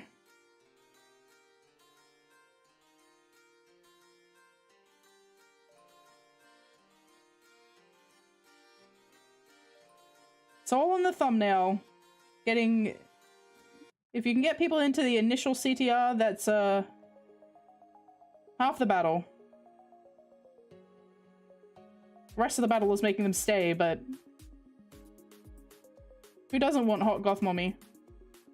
Oh, I hate that I just said that. Can we just pretend I didn't say that? Can we move on? I'm moving on. I'm gonna pretend it didn't happen.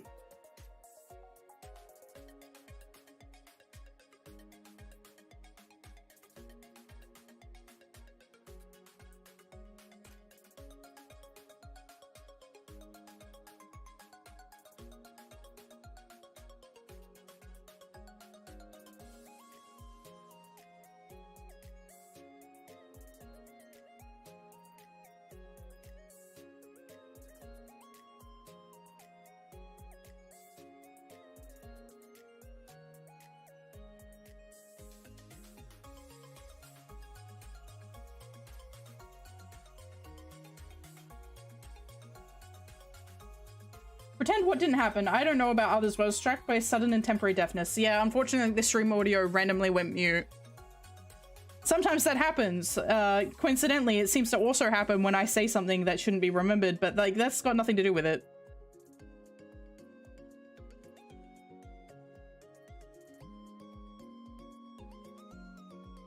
This is a hell of a way to get back into drawing. Is like, instead of like being like, oh yeah, I'll draw a couple of times and like I'll slowly build myself up, and like, no. Full gamut of channel artwork. Someone clip it. No, I'm not hiding anything. I don't know what you're talking about.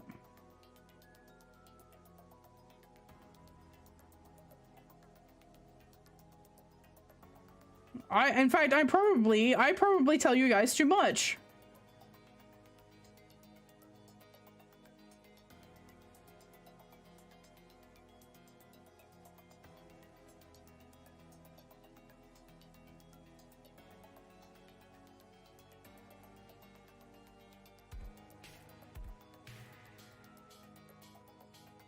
How to start drawing. Remove food and water from your proximity. Finish my comic book until the Tuesday or starve. That's the Marvel way. Jesus Christ. Yeah, I would rather not do that. But that is one way to do it. The only thing hidden is those sick-ass baking skills, since we can't try anything she's made. That is true. Someday. Well, probably not someday. Can you imagine if, like, I went to, like, VidCon or TwitchCon? Like, obviously with my face covered, but, like, I just brought cooked treats with me?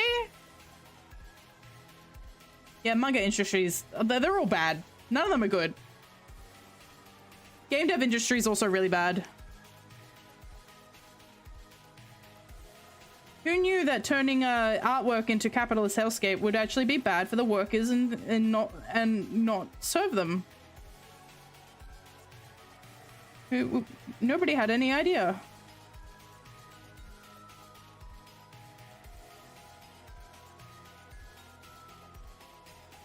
The Petra merch is her just selling cookies.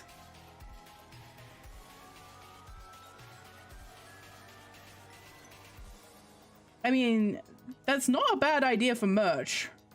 But like, it'd have to be like, you know, fake cookies.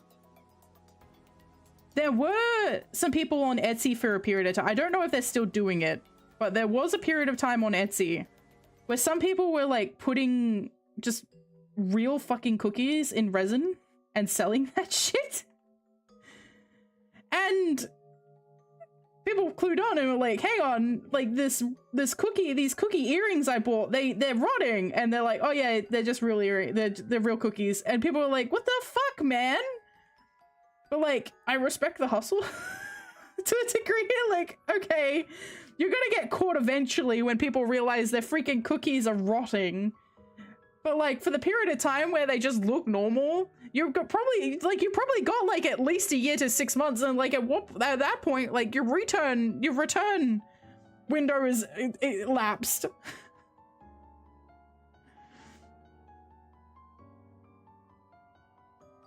It's a scummy hassle.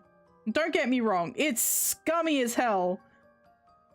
But is it funny? Absolutely.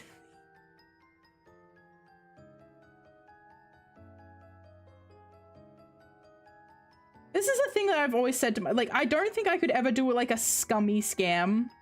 Like, I always have a real hard time being a scumbag, which is not good for like making money. You have to kind of have to be a scumbag in some degree to make money. And that's kind of just the way the world is under capitalism. Like, you have to be a scumbag in some form if you want to make money. Like, my dad would always be like, hey, why don't you just make a shit gacha game? Or like a shit mobile game and like just try and make bank of it. Why don't you make Flappy Bird? And I was like, Dad, for one thing, I'm not a programmer. I'm an artist and a writer. I don't program.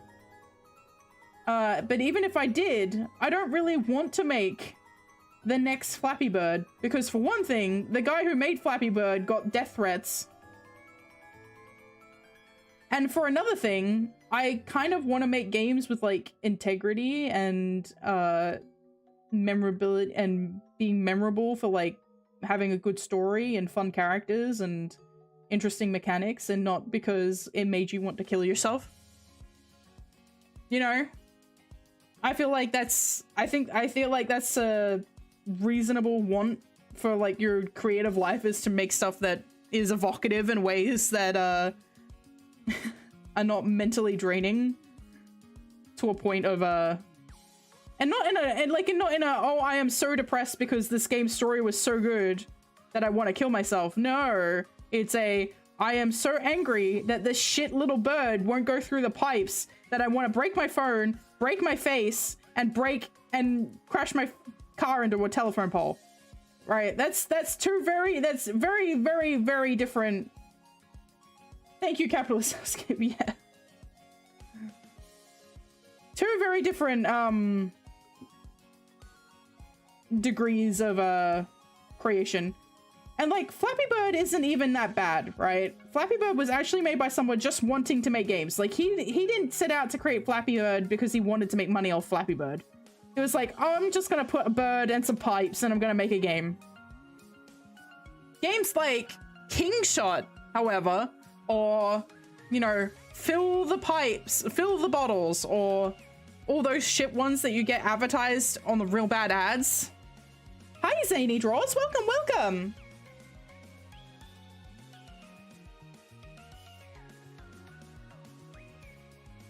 Welcome to the first art stream I have done in a long time. I would like to do more of them, that said. I've been trying, I would like to do more art streams. Is that good?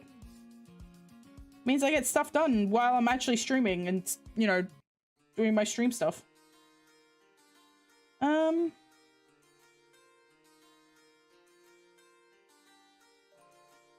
doing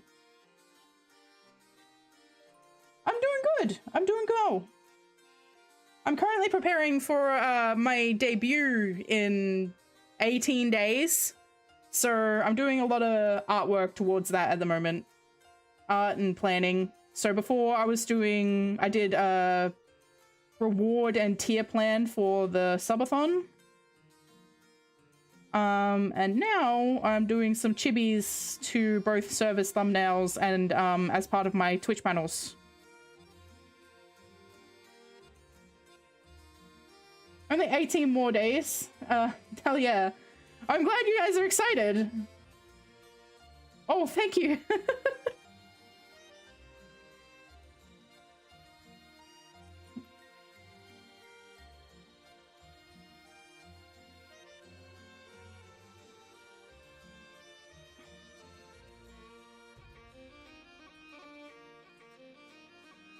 I really need to be drawing more often because I've been kind of off of it most of the year, to be honest.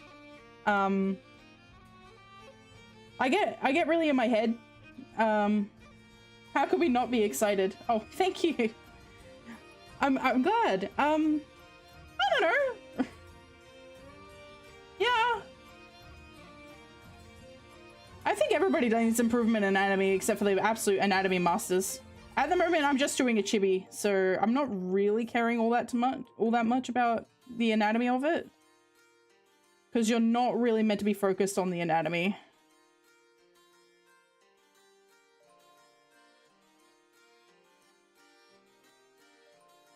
But I'd like to go... It'd be really nice to be able to go to the mountains and just train my drawing ability at some point. But it's hard to get around to doing that, when you're busy. Yeah.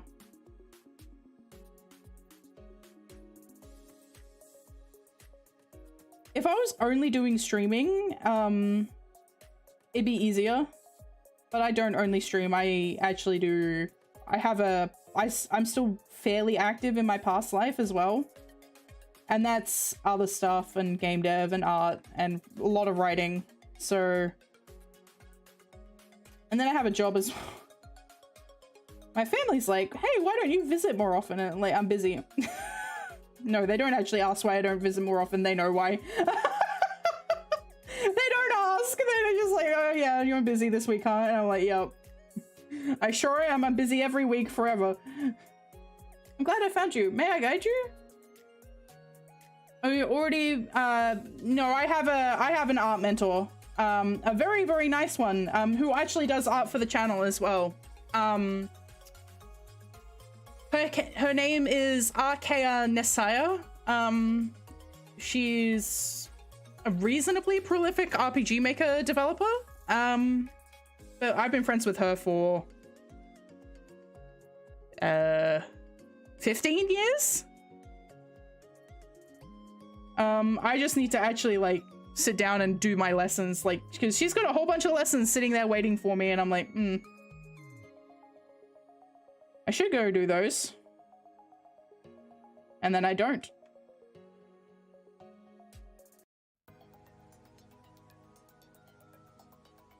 Yeah. And that's on top of it, it's an internet friendship. So like we met on the internet, we met on a forum a long time ago, and she made me cry.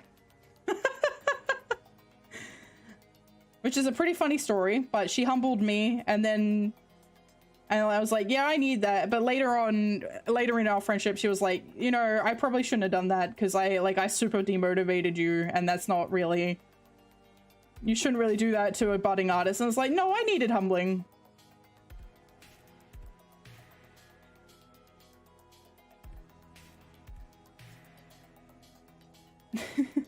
Also made me cry and have a similar story. Yeah.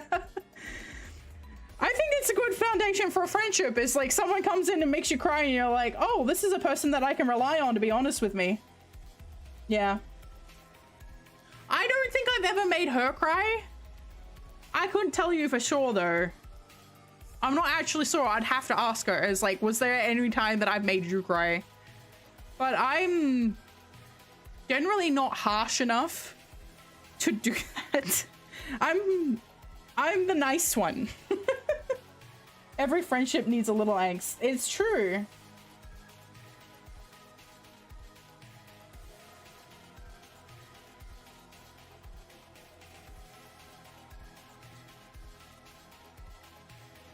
It is true.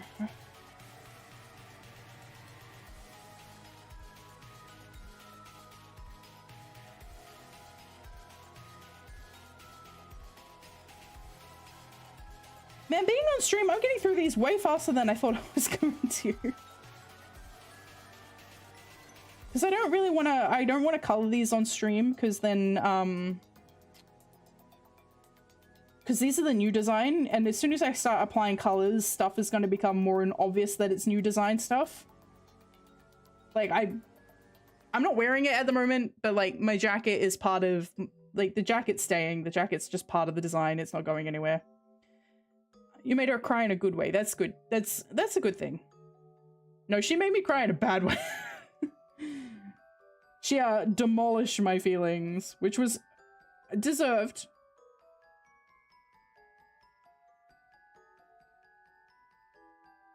And that has kind of been like a foundational thing of our friendship, is like, she will tell me how it is.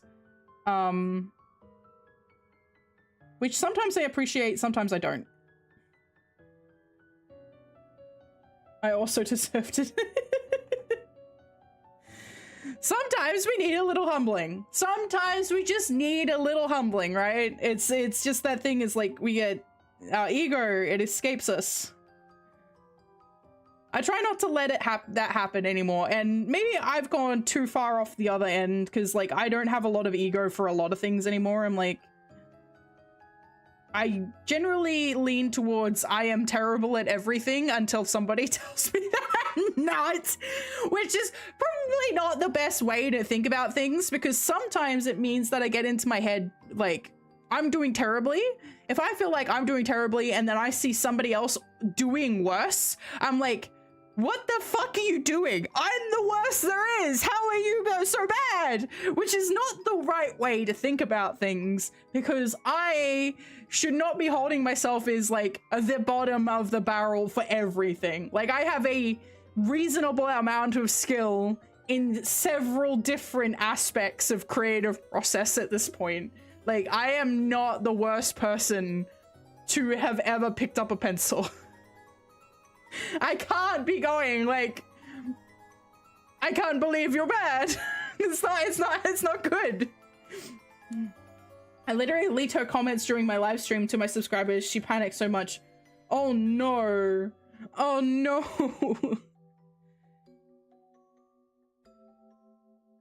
Sometimes, that sucks. But I'm sure that like, you guys worked it out, right? Hi, Emilos. Welcome, welcome. Welcome to arting. It's been a while since I've done it, so please forgive me.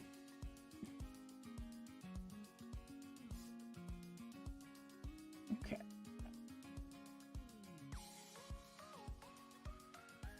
Okay. I got that one done. I got this one here. Okay. I'm getting through these faster than I anticipated. I'm like, oh no. All right, new one.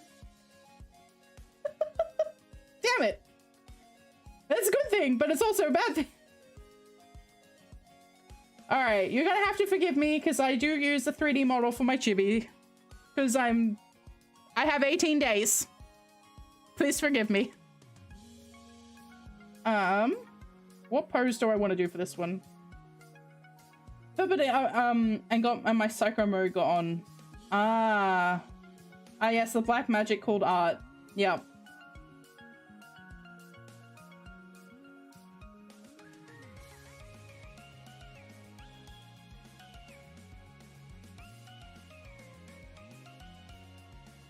Hmm.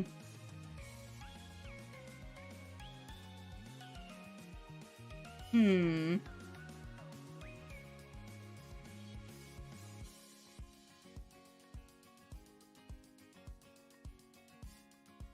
Hmm.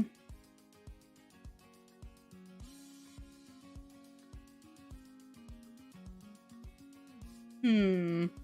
Sit here and think about what pose I want to do. Not that one. Goodbye, arm.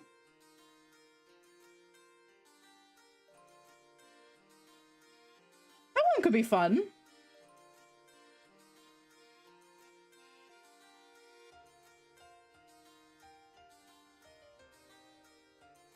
So at the moment we got this one. You gotta give me a second. I gotta have a look at what the other one was.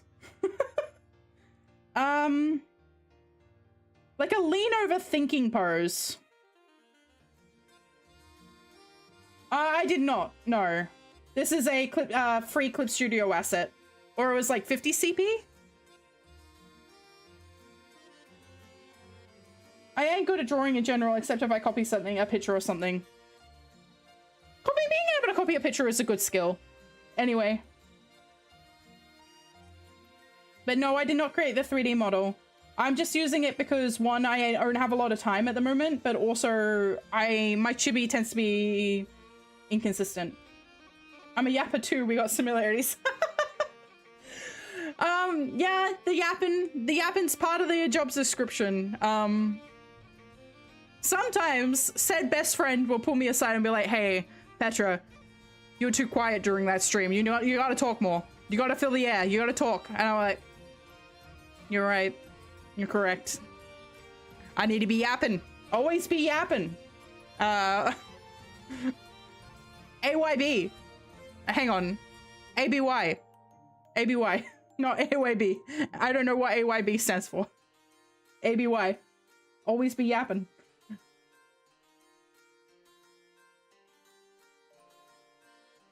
These are my Petra poses. Really need a head scratch pose. Yeah, I need a thinky. Okay, let's go into this one. Wanna know how I convinced her on what she did to her channel? Sure.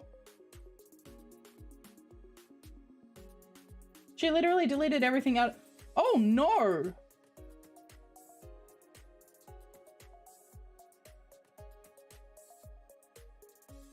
I hope she was able to get it back.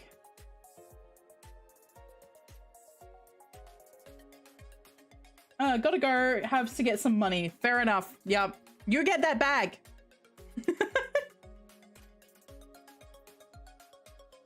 I also deleted everything.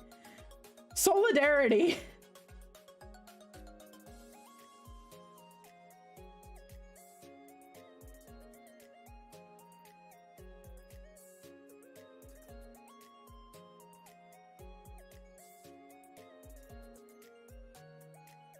Yeah, I mean, that's one way to apologize. It's like, I am very sorry. Yeah. I mean, it happens. We all make silly mistakes. Yeah. It's one of those, some stuff that happens with streaming is like, you can't tell how it's going to go down. Like, you can't anticipate how it's going to go. I think that goes for all things in life. I remember being a kid and saying, like, talking about things that I shouldn't have because I didn't know. Like, I mentioned, I'm just gonna say it. Like, I was 11 and I mentioned that my friend had, like, started her periods. No, I think it was younger than that. It was before I started my own. So I think it was like 10. And I mentioned that to somebody because I thought I didn't realize it was meant to be taboo talking about it. And it shouldn't be. In reality, it shouldn't be something that's taboo, but it wasn't my place to talk about that. But I didn't realize it wasn't something done out of maliciousness or anything like that. It was just something that I did because I didn't realize it was going to be a problem. And like, I felt so bad. But that kind of, unfortunately, that kind of was the beginning of the end of our friendship. I'm not friends with her anymore. And I haven't been for a very long time. And I still feel bad to this day, but like, there was never anything malicious about it. There was never any kind of malicious intent or a desire to embarrass her or anything like that. It was literally just, I did not know that it wasn't my place to talk about it, and I didn't know that I shouldn't talk about it. So I have work stuff to do. No worries. Have a good day. Bye bye. I'm still trying to find a pose.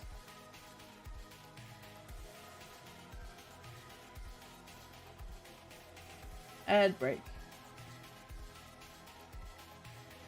think those are just hands.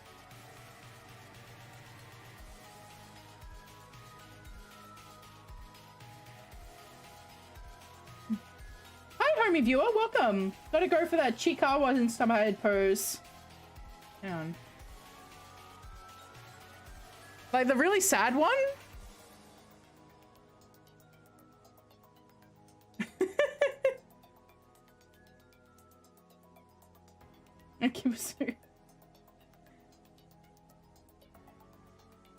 I could do that one. I could do that one. I could do that one.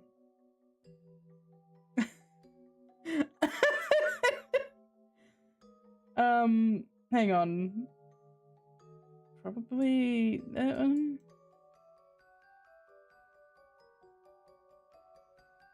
be like this, right?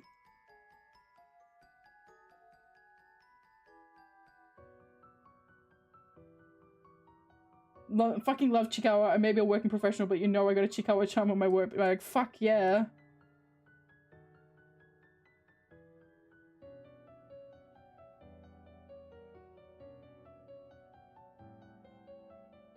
Screw professionalism anyway. It's for nerds. Nerds and tech bros. Which one? I think part of it got blocked. Let me have a look.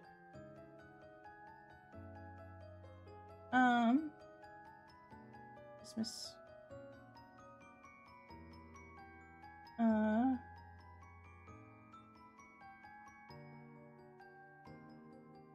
on. 1 second.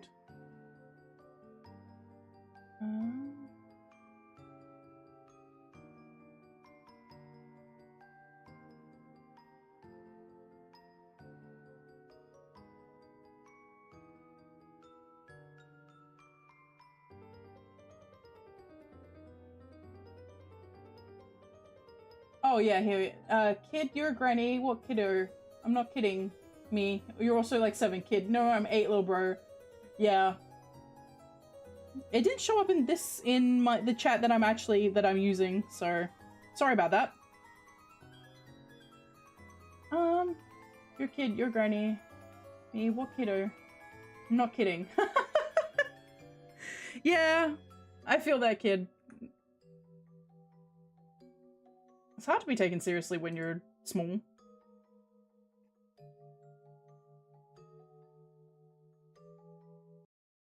Okay.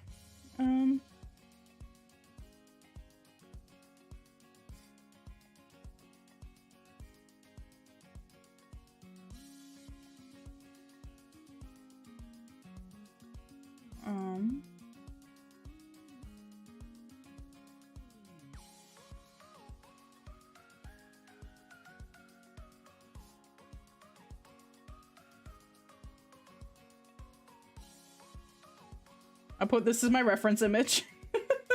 All the kids I meet nowadays are very narcissistic and mean, bruh. Yeah. I think it is really easy. It's hard to be a parent nowadays because people just don't have a lot of time.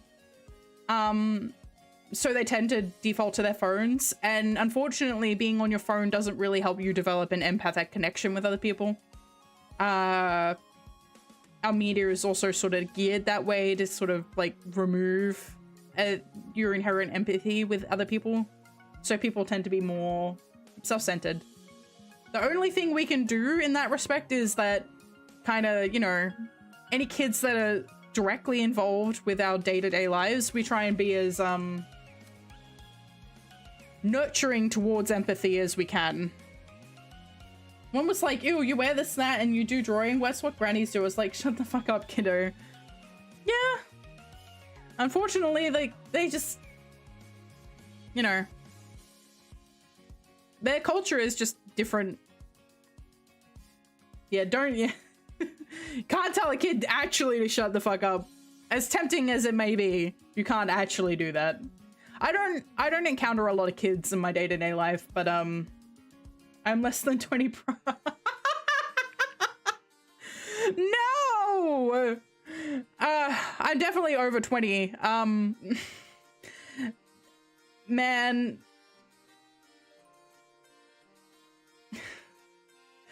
know. I mean, it's hard. It is really hard because, like I said, our media is kind of just gearing us.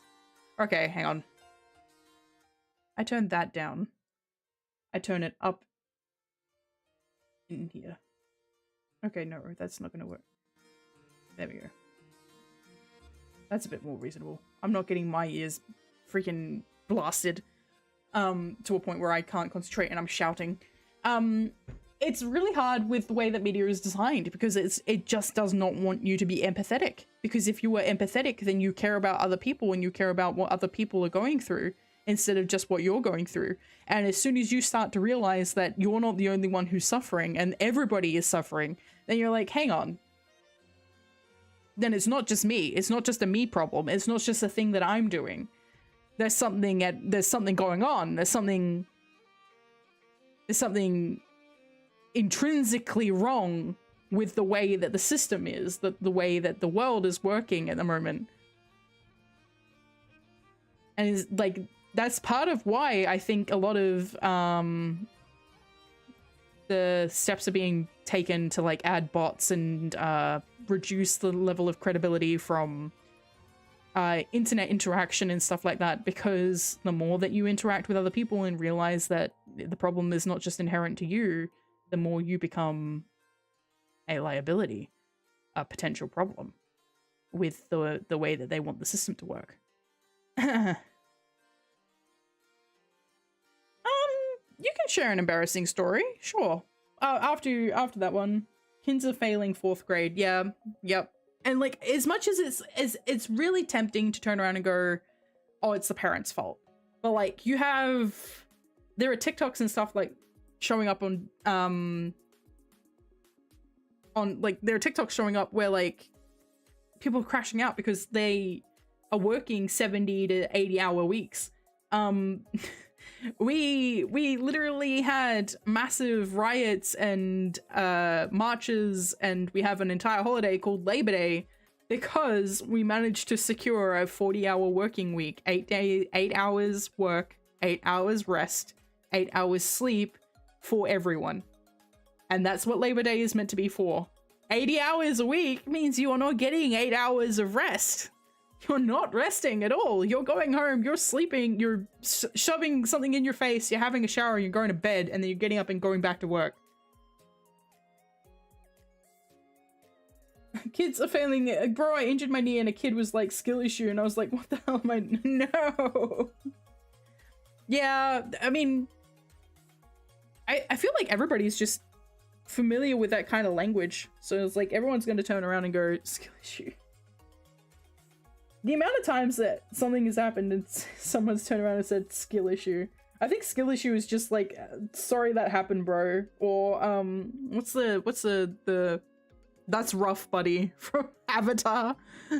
That's what skill issue is at this point, is like, it's that rough, buddy. That's rough, buddy.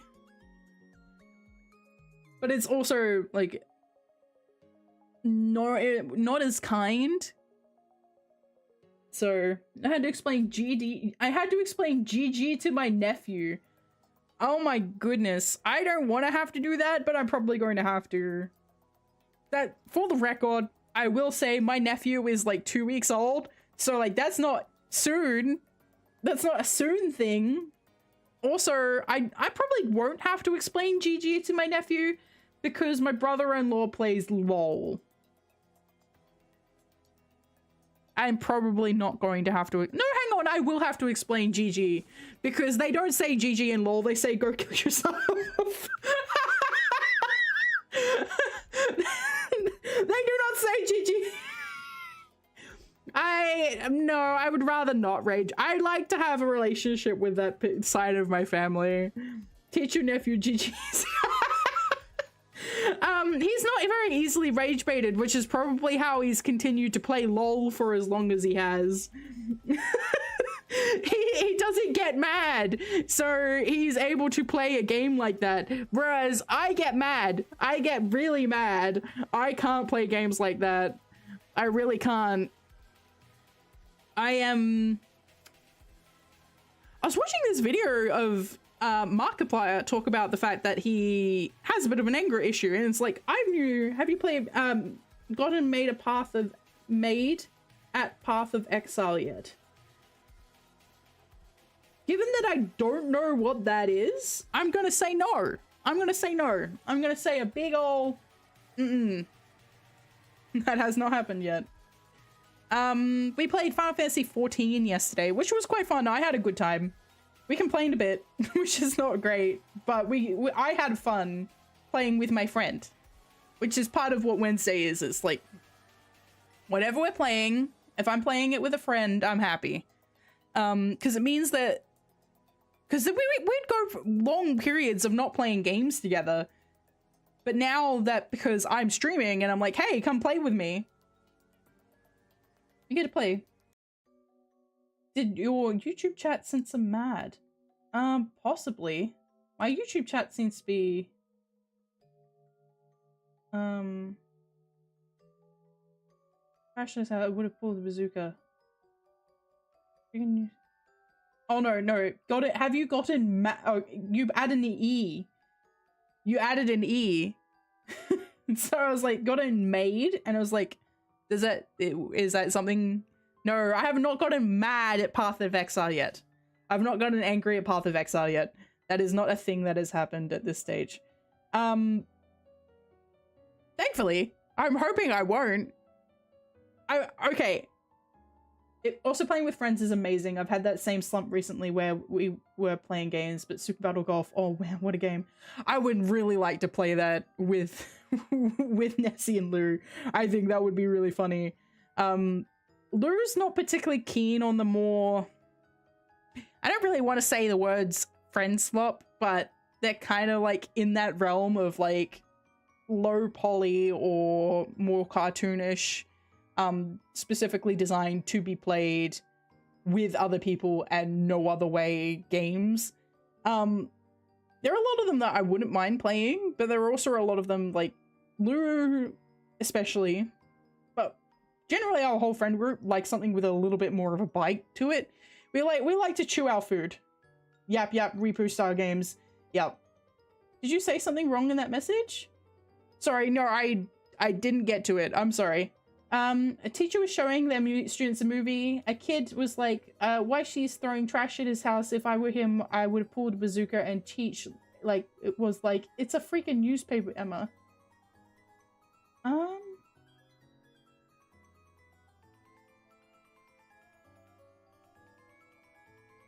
I'm not exactly sure what's going on in that message, unfortunately. I may not just be able to put the dots together. I'm sorry. Fashions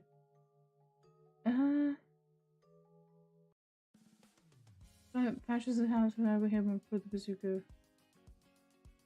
The freaking newspaper. I don't know. I'm sorry. There's no malice in the fact that I don't know what you meant. Kids these days aren't good at suspending their disbelief. Oh, I see. I do want to try and make sure, if I can, like we've already talked about, like me and my sister and my dad, we've all talked about, like, because naturally it's going to be like a rotational. I know I'm not drawing at the moment. I'm trying to find a lull to go and take a break. I'll be back in a second after that. But before I do, we want to try and make sure that he's exposed to a wide gamut of media. Like I have PlayStations at home. Trash was a newspaper. The kid didn't even know what a newspaper is. Oh, I see. But what a bazooka is. So brainwater, the teacher was like, it's a newspaper delivery guy. I see. Well, yeah, kids, why would kids know what a newspaper is though? Kids, like, people don't get the newspapers delivered anymore. People barely buy newspapers. When you think, like, this is actually an issue that people have talked about in terms of referencing in older literature, because you have a general assumption bias of like everybody knows what this is, but people 300, can I recommend you introduce your nephew to Chikawa? Sure. My nephew is currently Winnie the Pooh covered. Like I mentioned, he's 2 weeks old. So I'm not going to be introducing much of anything to him for a little while yet. His entire life is poop, pee, and eat. That's it. Winnie the Pooh is goated, yeah. My sister got a lot of like she has a whole Winnie the Pooh mural in the nursery. She's got like the original OG toys and stuff like that. So very much Winnie the Pooh. Which is probably not the forget Skibbity is BS. But yeah, we want to make sure he has a wide gamut of media exposure. Like I have like PlayStation 1, 2, 3, 4, 5 in my house. I would like to introduce him to PlayStation 1 first before like if you start by introducing them to the high quality, high end graphics immediately, they're going to be less appreciative of the earlier stuff. So favorite Looney Tunes.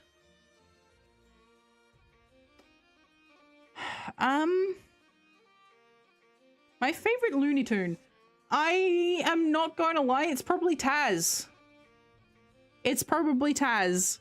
I'm quite a big fan of Taz. My second language is English. I think introducing him to the earlier games are smart, yeah. Like, I'm thinking like Croc, probably. Croc, Crash, that sort of thing. Makes them better at problem solving because their games were a bit more janky.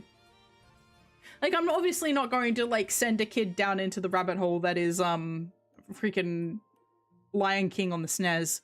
Or even, like, Hercules the action game featuring Hercules. Yeah, that does feel like a stereotype. I know. I mean, the other one is probably Bugs Bunny. Like, I like how sassy he is. I also quite like Wile E. Coyote. So Wile E. Coyote, Taz, and Bugs Bunny are probably my top 3. Depending on what they're featured in. I am quite sad that the Wile E. Coyote movie we're never gonna see that. You'll get him hooked on Zone of the Enders. Yeah, Wile E. Coyote is a saint. I love him. He does his best. He's the original boy fail. Poor guy. Poor guy is suffering. All right, I'm gonna be right back real quick. I'm just gonna go to the bathroom and get a snack. Kids are turning into zombies when they watch Doo-Doo Melon. Yeah, we've agreed no Cocoa Melon. That's true. All right, back in a sec. I promise.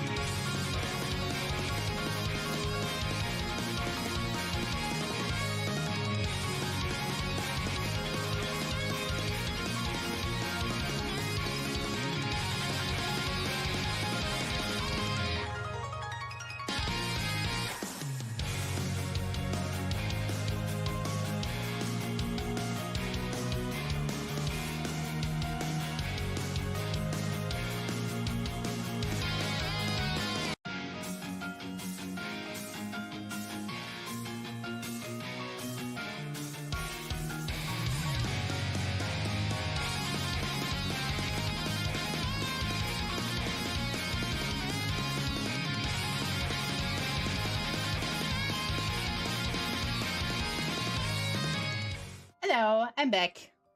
I have heard about AI replacing relationships. I can't imagine it. I have heard about it, but like, I just don't use AI for anything. Like, there was a period of time where like everybody was like, okay, let's check it out. Let's see what this is all about, right? Because obviously all of these apps are free. So I was like, okay, I'll check it out. And it asked for my phone number. I'm like, I'm not giving you my phone number. And that's as far as it went. I have never used any of the AI apps because they all ask for personal details. So I don't know. And I read about Author Manga about AI robots, and it's just the author's thinly veiled fetish. Oh, jeez. Oh, jeez. Oh, jeez, Rick. It's thinly veiled fetish. Okay, hang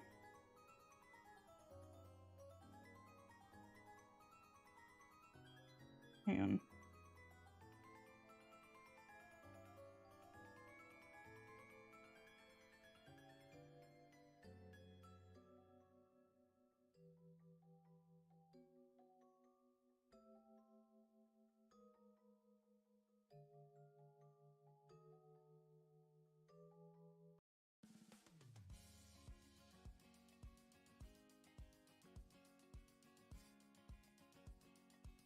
I saw a video of a man talking romantically to ChatGPT. It was like, thank you, babe. ChatGPT was like, you're welcome, blah, blah, blah. That means that man needs an actual GF, no fake bot. Yeah. Thing is that, like, real girlfriends say no. And that's actually something that they use to advertise AI bots. Is like, hey, come use your AI bot to be your girlfriend. They can't say no. That is a real thing.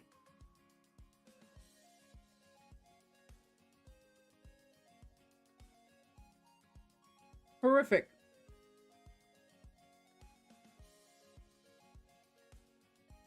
Let me unhear that. I'm so sorry. I'm so sorry.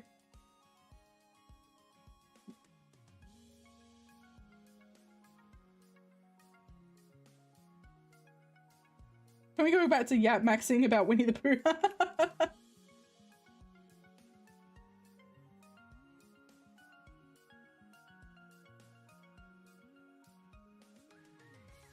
Yeah.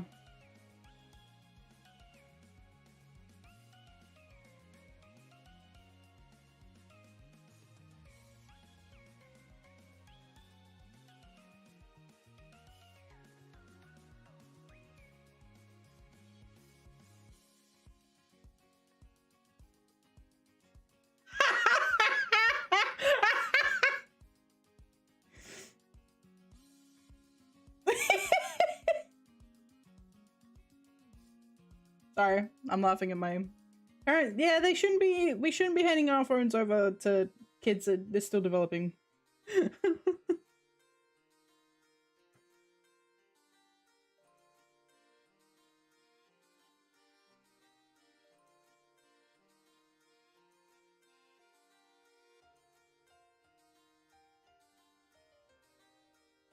Hang on. Should be smaller than that.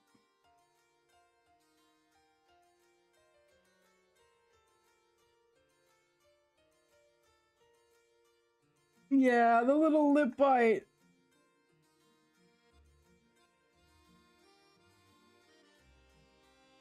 She's having a bad time in this one.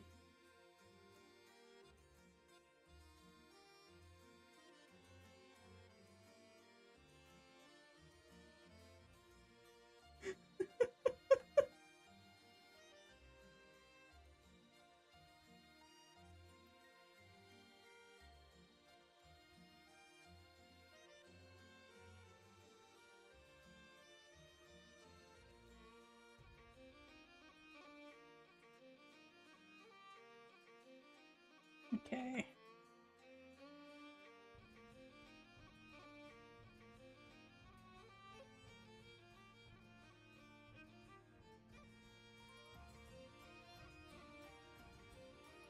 Am I on a different layer? I am. Okay.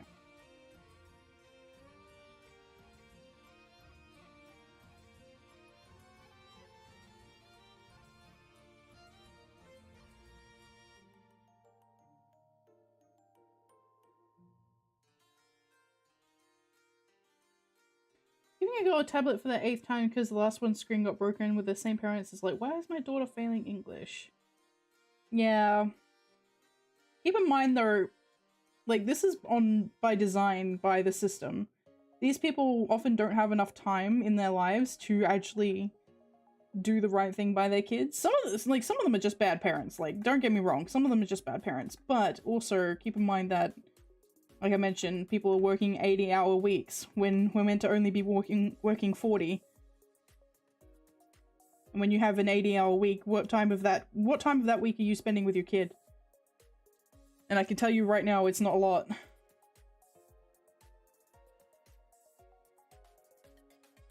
Yeah, it's a chibi version of my character.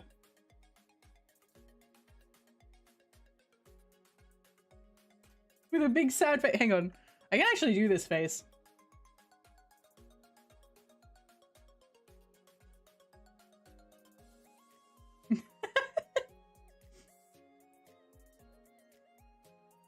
I'm a professional yappist. Congratulations. Thank you. I get paid pittance for it. The eye increased in size. Yeah.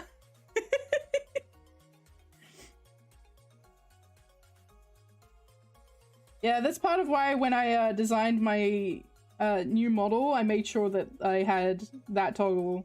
That toggle is so iconic that is actually an emote in the server.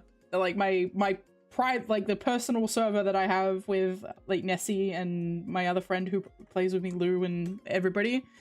We have this as an emote in that server.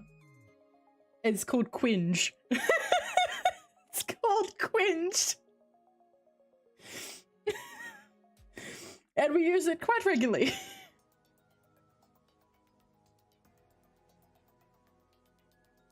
Okay, big fan of Quinge. Me too, man.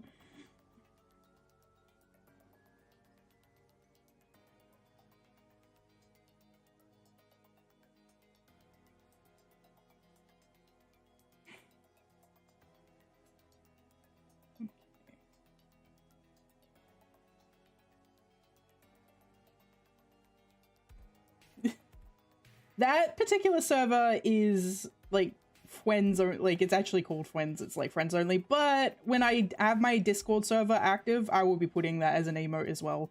This might even end up being an emote. Watching cringe content physically hurts me though. Depends on what it is, right? Because like there's some stuff that I do that is cringe. Like my level of passion towards like Final Fantasy VIII, for example. That's kind of cringe in some people's opinion. And I embrace that cringe, but then there's other stuff that's like, this is physically hurting me.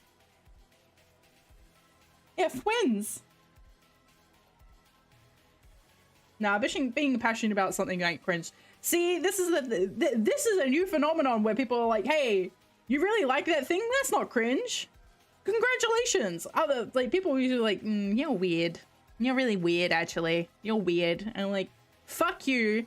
And go fuck yourself. I have... I have 20 figurines. I'm talking about, like, Splinter or someone not reading any social cues. Admittedly, I'm not great with the social cues, but that's because I'm mentally unwell. Haha.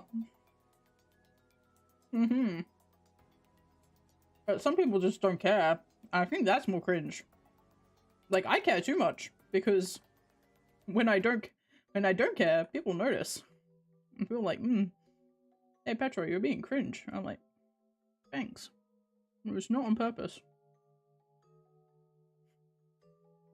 Be cringe, be free. Mentally, both. How about both?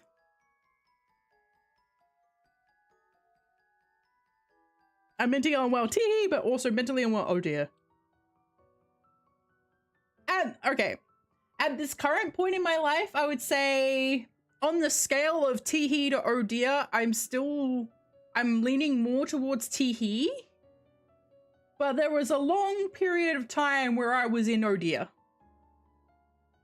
So like I get to I have like my little card is like lived through oh dear years. And like that's my little card and it says I lived, bitch.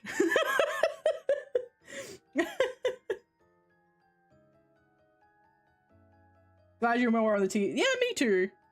I quite enjoy being more on the teehee side. As much as it's like sometimes it makes things hard still, but it's like for the most part things are better. That's too much fur. I can't believe I've just said that. That feels like an insult to all things that are good in this world. There's no such thing as a too furry fur-collared jacket. But somehow I achieved it. That reminds me of a video. Can I ping you the vid in Discord?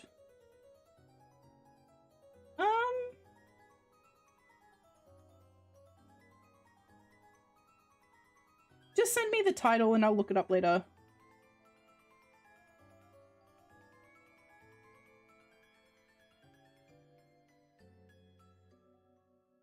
Oh, you're in my unofficial phone. Yeah, just ping me in there then.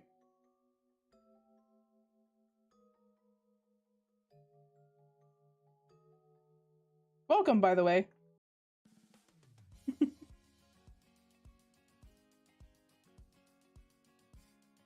I am planning to replace that one eventually.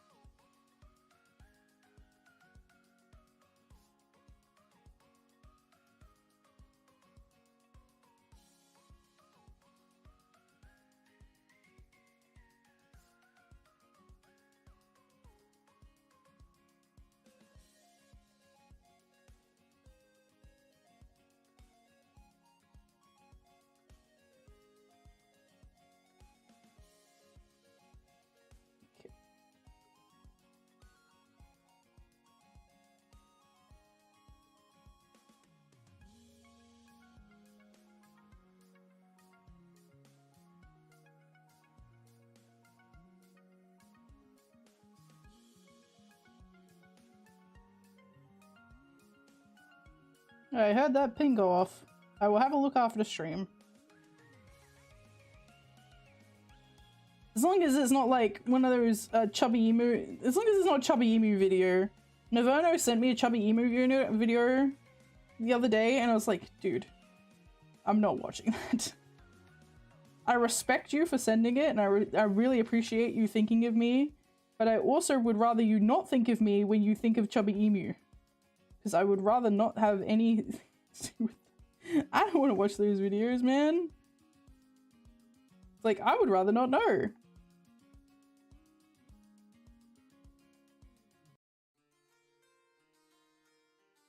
I would rather see how far of everything in moderation will get me in my life. Chubby Emu as the Chubby Emu, the YouTuber. The one who makes the content of like, this person did this and this is what happened to their insides. And it's always terrible.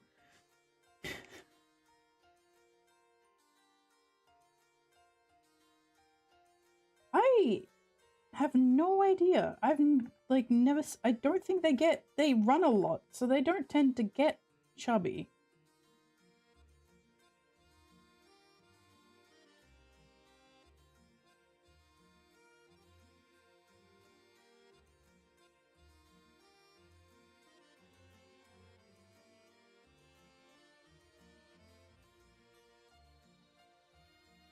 These are very much Lalafell proportions. Yeah, I was just thinking, like, these are very much Lalafell proportions from like Final Fantasy XIV. That animal 100% looks like a child's drawing. You've never seen an emu? Yeah, it's like an ostrich.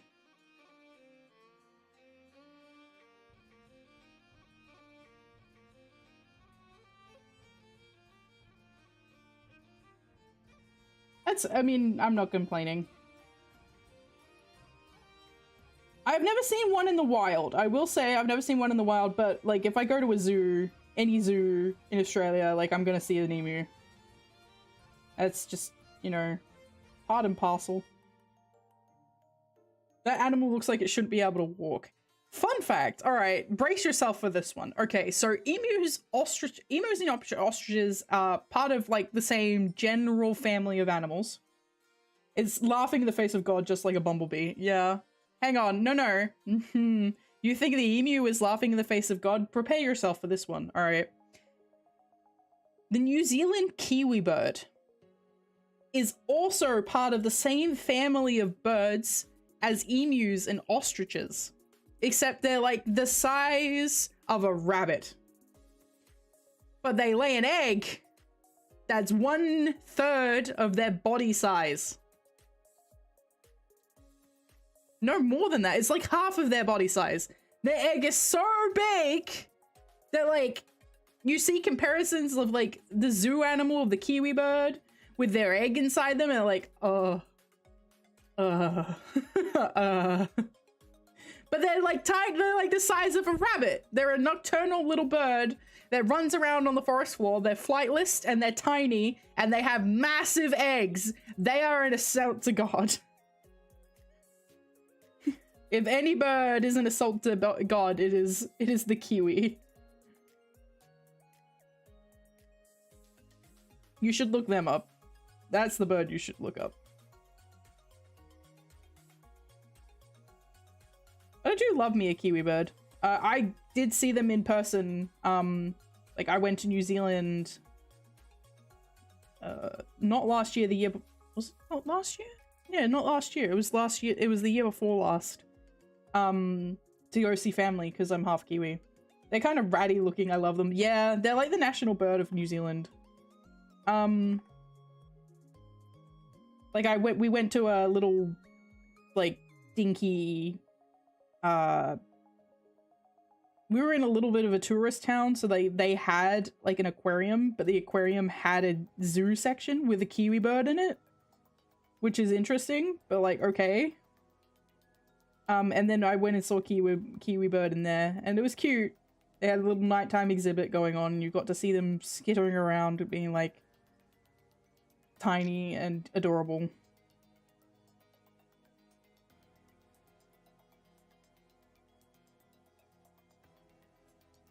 So yeah, I got to see kiwi bird. Is a trip to New Zealand worth it, for the record? Why I'm here and why I'm talking about it? Yes. But there are a few things that you must keep in mind if you travel to New Zealand. 1, everyone in New Zealand drives fast. They do like 20 kilometers over, like, in 20 kilometers. Yeah, I think they definitely use kilometers over there. They do like 20 kilometers over the speed limit everywhere. Like, everywhere. We were driving from one spot to another. We're driving towards the volcanoes, the like hot spring section. And it was 20 kilometers over the speed limit. Everybody was overtaking us because we were doing the speed limit. Trip to New Zealand is probably like 14 hours flight for me if it was going for an XLCOM prob. Yeah? I thought Kiwi meant to be chill. Why are they driving? Oh, no, they're not chill. They're chill in certain ways and not chill in others. But no, they all drive fast. They've all got, I don't want to say they all have an attitude, but like, there's a degree of attitude. There's a certain kind of attitude that exists in New Zealand that my dad happens to have because he's Kiwi. And that attitude is, fuck the police. And that kind of carries through into like their daily lives.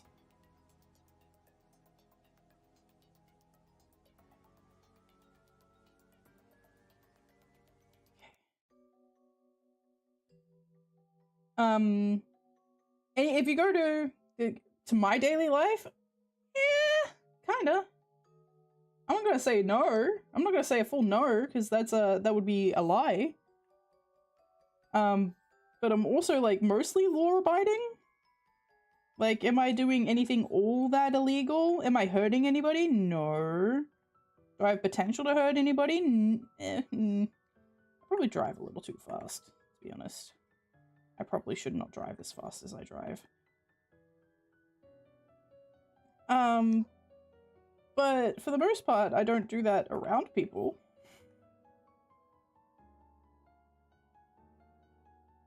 And for the most part, I'm going the speed limit. It's just I'm in areas where like people want to do 20 kilometers below the speed limit, and I'm like, why? Why are we not doing the speed limit?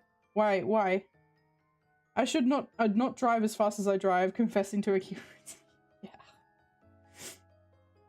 Look, if we weren't in a rental, I'm sure that my sister who was doing the driving probably would have been driving faster than what she was, but we were in a rental. It was our first time. We didn't want to get booked by the cops. Not that we saw any cops. But yeah. And that's pretty much the only thing that I do that's any kind of like any kind of actual offense.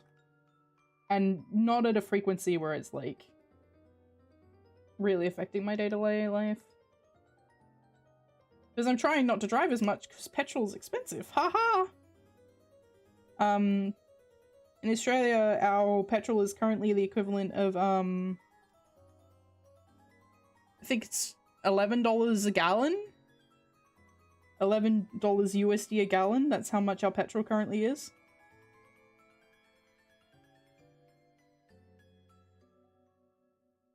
So... Yeah. It's not good. It's fancy. It's spenny. So I'm not going out very much at the moment. And like I mentioned a little bit earlier, like my dad's like, hey, we may just not get deliveries anymore soon. So we should probably start going and getting like canned food. And I was like, yeah. And then my sister was like, yeah, we went to Costco the other day. And I was like, you bitch. I've told her like it's been like 4 or 5 times. Hang on. I'm done with drawing. I'm about to wrap up, so I'm gonna head back into just chatting. Hello, I'm gonna move myself up. Hello. Move. Hello, I'm over here now. Okay. Oh, I hope you guys didn't see that. I saw that, but you guys didn't see that. Secret Costco trip. A gallon of diesel where I'm at is about $13 to $14, but where it's an extra $1 USD, extra $1 AUD for diesel at the moment. So I think it's about the same. The final drawing was very cute. I'm glad you like it. I'm quite happy with it too. I'm looking forward to getting all of these colored. I mean, I'm glad that I've got line arts done for them. But yeah, I have told her about 4 or 5 times, whenever you go to Costco, tell me. And for some reason, and she, like, every time I go, I say, tell me when you're going to Costco. She goes, oh, what do you want from there? And it's like, that's not how Costco works, bitch. That's not how Costco works. That's not what I'm not asking you to tell me that you're going to Costco because I want you to grab something specific. I'm telling you to tell me when you're going to Costco so I can come because I need shit. Because going to Costco is like, oh, there's all this stuff that I would like to grab because it's in bulk and it's cheap. Yeah, you need a day for Costco per month. It's probably not, I don't think we go per month. I think they go about every 2 months. So it's not even that frequently that they go. But I've been telling her, like, I've had my own place, not quite, it's getting up there now. It will be a year at the beginning of June that I got my own place. So me saying, I've told her about 4 or 5 times, tell me every time you're going to Costco. So I've been telling her every time she goes to goddamn Costco, every time that she's been in the time that we've been like, you know, living separately and I've been in my own place. So every time she goes and she goes, oh, I went. Yeah. I'm very happy to have my own place. It's been good. It's been really good. I mean, there's been ups and downs. The stuff like no aircon in the upper floor, a down. Pigeon infestation, a down. Excessive body corp fees, a down. But I do have I've finally gotten my display case with all my Final Fantasy VIII figurines set up, which is very exciting. I'm very excited about that. I get to look over every time while I'm streaming. I'm like, they're all my babies. They're all my darlings. I get to see them all the time now. Pigeon infestation sounds like free food. I'm not eating squab. I'm not doing that. I could, but I'd rather not. Because what if I kill it and it dies on my roof? How do I rank Zell? In what capacity? Like as a character? And who am I comparing him to? Like, are we doing a tier list of characters in Final Fantasy VIII? Because, like, S is for Squall, and Squall goes in S. In terms of husband material.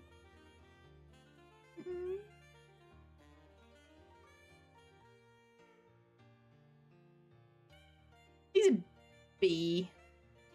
He's a B. Does Cypher also go in S? No, he doesn't. He does not. Cypher goes in B for... B. I think everybody, all the men in 8 have a decent enough evolution to a point where they would be decent husbands. How about Sid? As my husband? Like, devout to a deer. Yeah, he is a devout husband to a deer. I mean, he fucked over Squall's life for the sake of her, so I mean, yeah.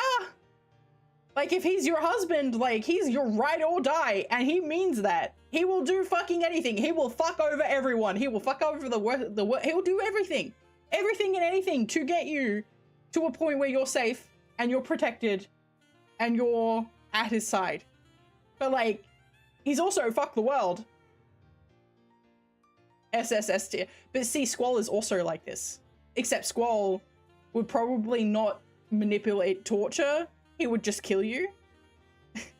He'd make it happen in a more forceful way and not be a little bitch. So Squall is SSS tier. Squall will burn the damn world down for you. Burn the damn world down for you. Sid will give other people matches. Squall's there at the forefront, lighting the fucking fire.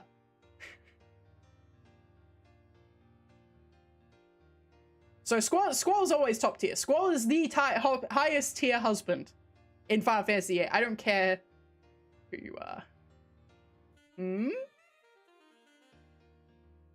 Irvine is No. Irvine is not as bad as he comes across.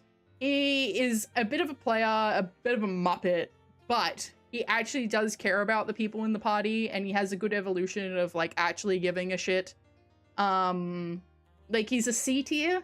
I'd give him a C. I wouldn't date him, but, like, there are people who would be very happy with a guy who's, like, cool, cowboy, sensitive, flirtatious, all that sort of stuff. Like, he's charismatic, he's charming, he's committed to selfie, and to a point where it's a little concerning. But, like, I give him a C. Yeah.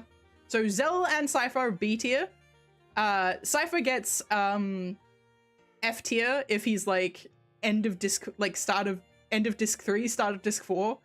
Like, he's F tier at that point, but like Cypher in a general capacity is B. Irvine is C, Zell is B, Sid is S, Squall is SSS. How am I rating Barrett? I mean, as a husband, A? I think Barrett,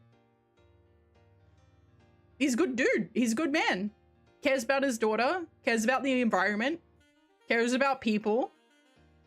In fact, like, if it weren't for the fact that he gets a little scary when he gets, like, super passionate, I'd probably put him in S.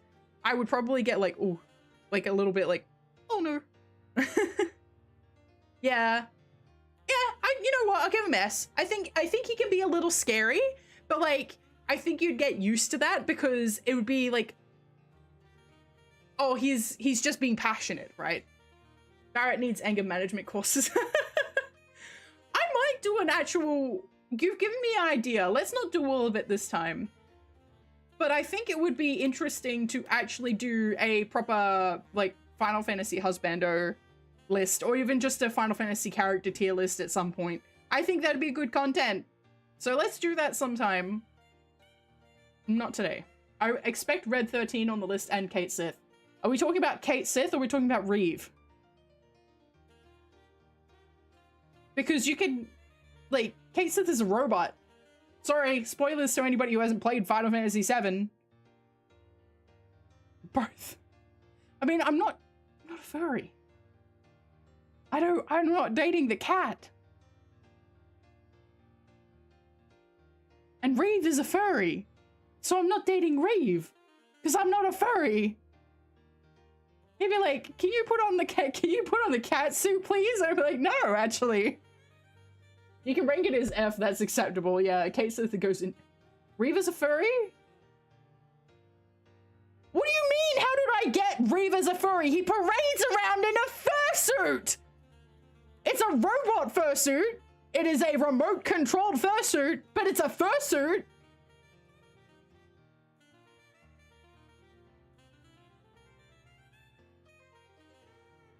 This is a fursuit.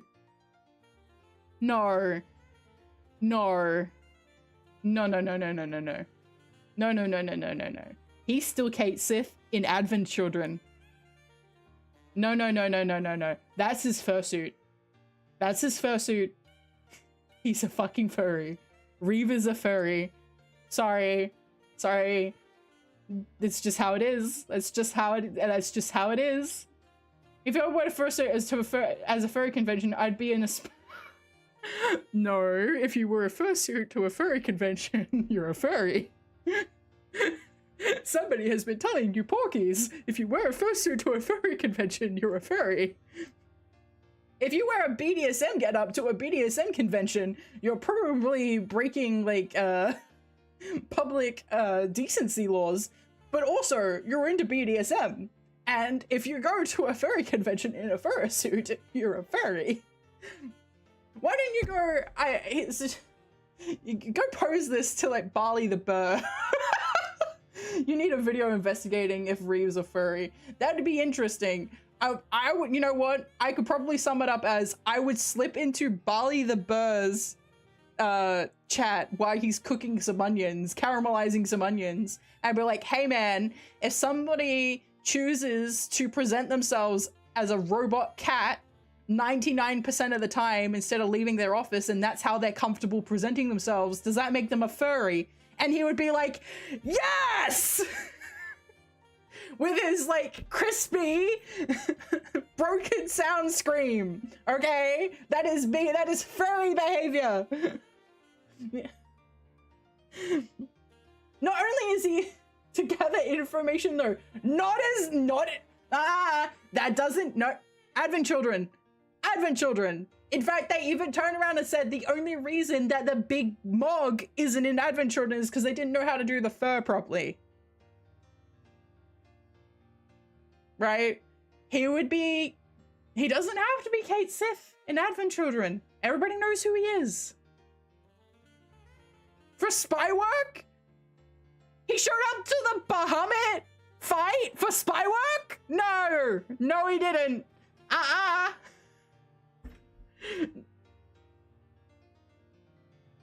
Yeah, Big Mog wasn't there because they couldn't do the fur physics properly. They actually said, like, that's the only reason that he's not there. Because they were just not capable of doing it at the time. Like, it doesn't, because Advent Children is so advanced as a film, right? It just doesn't feel like clearly they're like, oh, he's just not there. Like, it doesn't Jerry. I think you got me on the Bahamut fight. I know I have.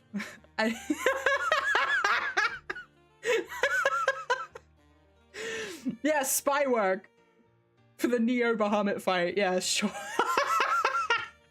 Yeah, nah, sorry. I'm sorry to do this to you. I'm sorry for this reveal.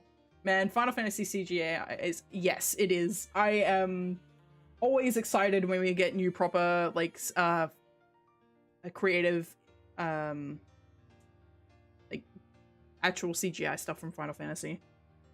The only time I was kind of miffed about it, and they've never done this again, and I'm glad that they have never done it again. I hope they never do it again. They may do it again. Hang on, I am going to say what it is. But, like, I'm going to be a little mad about it first for a minute. Using real-life face models. I don't think Final Fantasy should ever use real-life face models. I think it's better when they use facial mapping to a bespoke modeled character design rather than using a face model, because Kingsglaive created so much dissonance with the like you couldn't jerry together the connection between Kingsglaive Lunafreya and main game Lunafreya. You just couldn't, because they act and looked like two different freaking characters. The Kingsglaive movie, the Final Fantasy 15 Kingsglaive movie, uses real life face models. Like it uses the same style as like Resident Evil. Hi Rin, welcome. Welcome. Yeah, they use real people for the Kingsglaive movie. And I didn't like it. I never watched it or played 15, skip that one. Look, there are a lot of people who would argue with me, but personally, I don't think you're missing out. I should probably go back and play 15 again with all of its complete DLC, the same way I'm going to eventually play Kingdom Hearts 3 with all of its complete DLC. I'm actually looking forward to playing Kingdom Hearts 3 with its complete DLC package and Remind and everything else, whereas I'm Final Fantasy 15, not keen. Somebody who actually spoke about it and talked about like how they perfectly encapsulated being bored on a road trip with your college pals, and it's like, I don't feel like that, actually.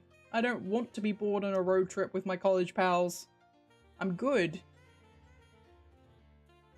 I'd rather play something interesting. And I didn't like the lore. And that's, I mean, once I get to a point where like, I don't like the lore of this, it's basically, it's Jova. It's just so Jova at that point. I remember I was in Heavensward raiding Crater and we had to take a break from it due to some of the static playing 15. Yep. I remember that too, actually. I was also playing Heavensward at the time, and then all of my friends started playing 15, and I played 15 too. And I was like, this is bad. And then all of my friends were like, we're gonna start role-playing Final Fantasy 15. And I'm like, the bad game. You're gonna start, you're like, oh, you want to do a fix-it. You want to do fix-its. I'm like, fuck off. And then, regardless of how hard I tried, they wanted nothing to do with me. And I was like, oh, okay, great. So not only do I hate the game, now I can't roleplay with anybody because they're playing this stupid fucking roleplay with this stupid fucking lore that's fucking sucks. Tumblr. I used to roleplay on Tumblr. Like, prose written roleplay. Long, like, multiple paragraphs, storyline writing, like, from the perspective of a character. Usually in third person, so it's like, you write a third person paragraph of how the character is feeling and engaging, and then somebody comes along and responds to you in the same vein. Oh yeah, it's still there. Tumblr RP is still huge. There's still a lot of people who do it on Tumblr. I could never get into Discord RP because part of the thing with Tumblr, miss me growing up, yeah. I was a big Tumblrite. With Tumblr writing, it's kind of closer to posting on AO3 versus Discord, where like, hang on, I need to take a drink. Okay. With Discord RP, right, you are only writing for the person that you're, when someone says roleplay, I can think of that meme video I put on my robes and was no, not that kind.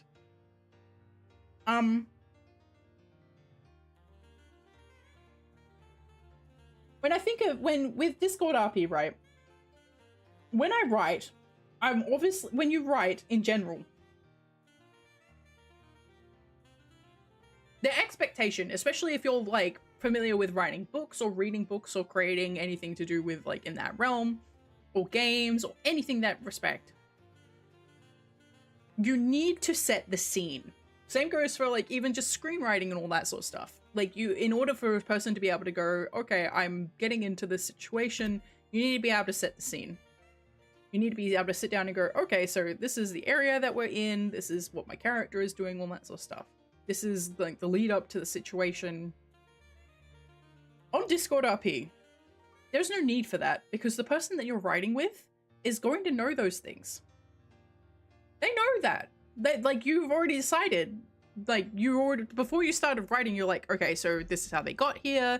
This is the area that they're in, all that sort of stuff. You've already written it. There's nobody who's going to come around. Hang on, I'm still got something in my throat.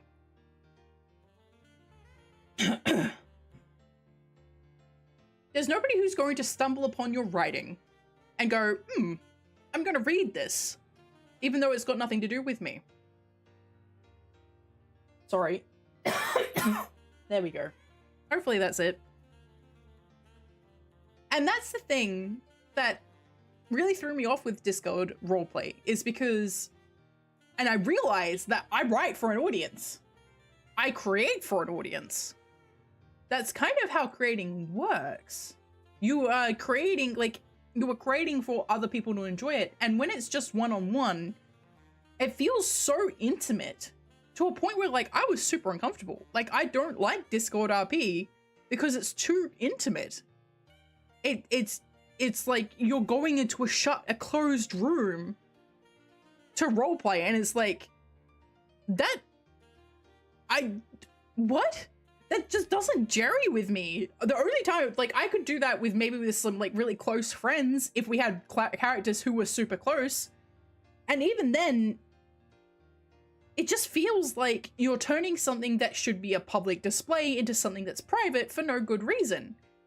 On Tumblr, I would get DMs fairly regularly, like, I'm loving this particular story. I'm loving this particular, I love the way that you write this particular character. These are people I wasn't necessarily engaged in writing with, but they're people who saw me writing with other people and were enjoying the writing that we were doing together and coming along going, hey, this is great. Thank you so much. They didn't need to reblog it or post it to their blogs. This is what I get for eating a granola cookie on stream. I did this to myself. But it was like, there was no need for it. There was no need for them to engage with it, but they wanted to. Yeah, they're very different role-playing than what I've seen. Yeah. I mean, this is what I associate with roleplay. This is how I see, people still do it on Tumblr for the record. This is still the thing that people are doing on Tumblr right now. How active is it? I don't know.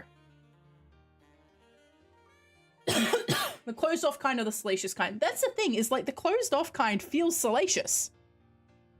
Which I don't like. I'm not the kind of person. I don't really like that, and I don't really sort of expect that kind of intimacy with people who I don't know very well. So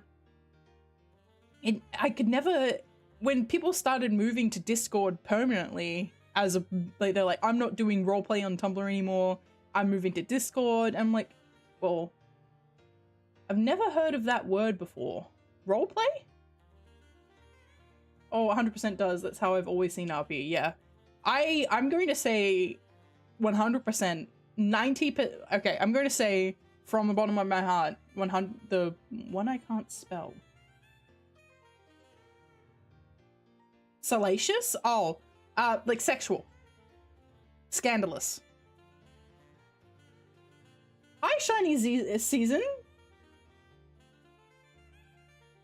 Yeah.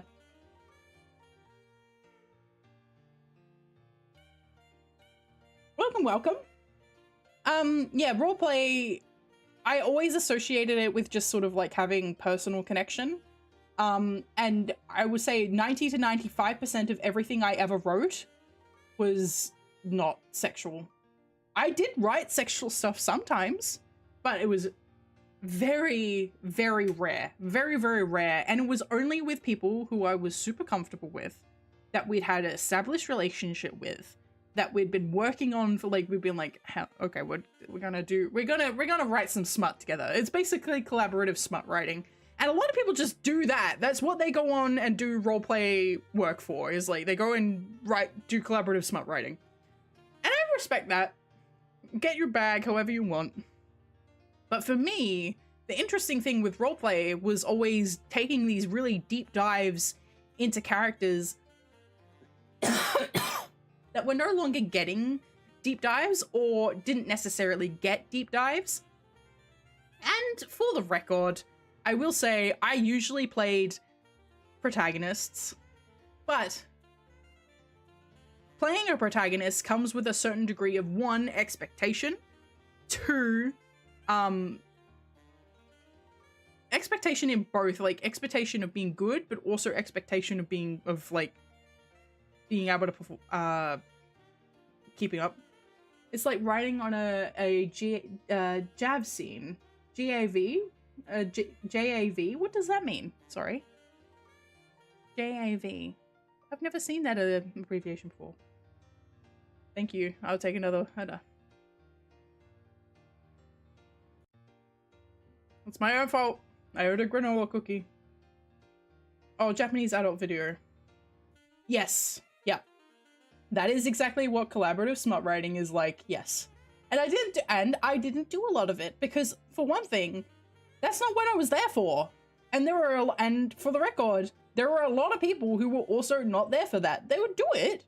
Like I'm in the lower rungs. Like I would do it probably the least of most people. It's barring the people who were like writing child characters, because they wouldn't do it at all, obviously. But like, I was writing an adult and I just wouldn't get into that because it's just not my bag. Every now and then, but I would do it as an exploration of character, because that was what was interesting to me. Character was always why I was there. Writing and role-playing was character. Protagonist power fantasy fulfillment? I was there to torture them into submission. I was there for hurt, comfort, angst. It wasn't about the power fantasy. I didn't like having any kind of control over the situation. I generally gravitate towards characters that have... God, why? Good thing I'm going to end stream in a minute. I would gravitate towards characters that had issues. Torture who? Wait. I feel like if I'm too specific, you'll be able to figure out who I am.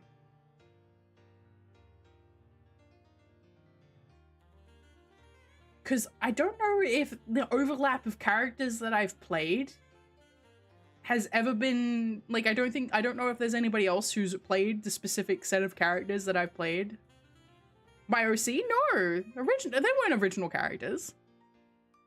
I will, okay, hang on. I will 100%, I can say this because there have been so many that it doesn't matter that I say, but I know that there are a few other ones that I have played that not as many people have played. But I can 100% say that I've roleplayed Squall Leonhardt for a long time.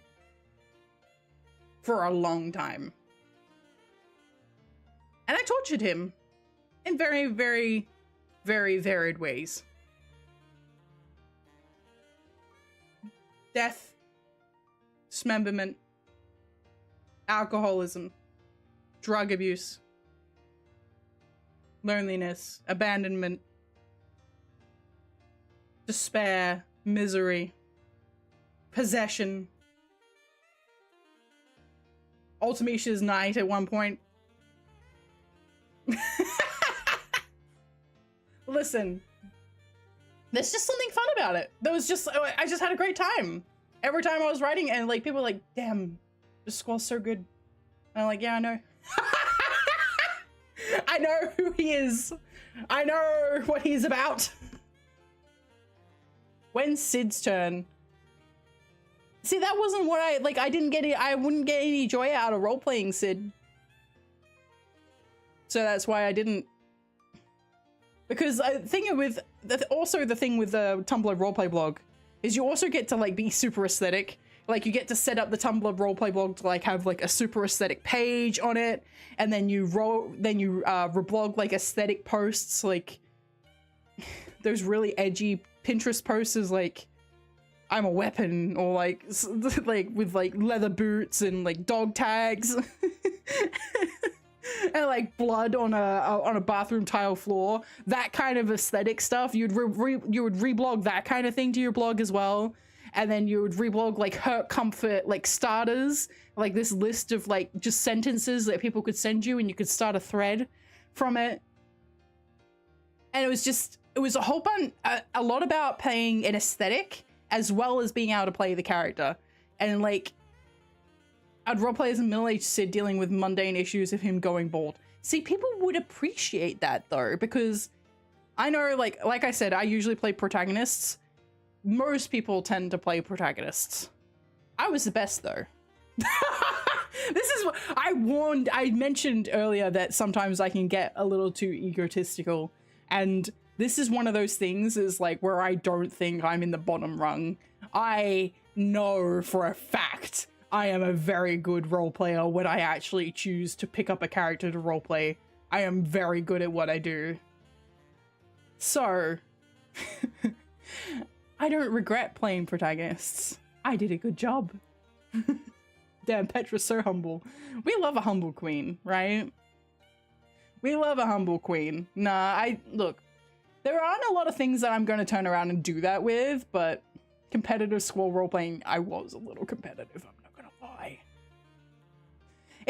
When you see your, like, obviously if you're playing Squall, like you're going to have, there's going to be a couple of Renoas, a couple of Ciphers. I don't know how active it still is. I know that quite a few of the people that I used to play with still roleplay. Like they've been going for years and years and years at this point. Their vlogs are ancient. There's a Tifo who's been around for years. There's a Selfie who's been around for years. And they're still there, and they're still willing to pick up and play, and they've been through the gamut of people leaving, people coming back, people leaving forever. I even had quite a bit of that too, because I was around for so long. But obviously you're always going to be competing to a degree to play with other characters. Isn't it early morning? Shouldn't you be sleeping? This is my normal stream finish time. I normally do 12 midnight to 4 a.m. And my standard streaming days are Tuesday, Wednesday, Thursday. At the moment, I'm not doing Tuesdays because I'm working on my debut content. But I will be going back to streaming on Tuesdays regularly once the debut happens. But no, this is my normal time. Sometimes I'm up a little bit later.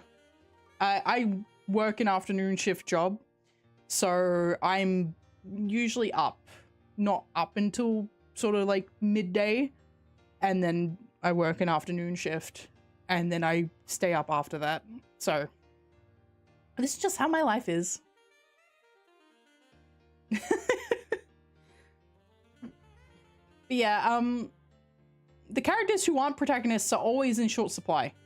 People always like get really excited when like you see a new Sid, or even a new like Aloni, or a new Adia, or a new Rain, or even the new Zells.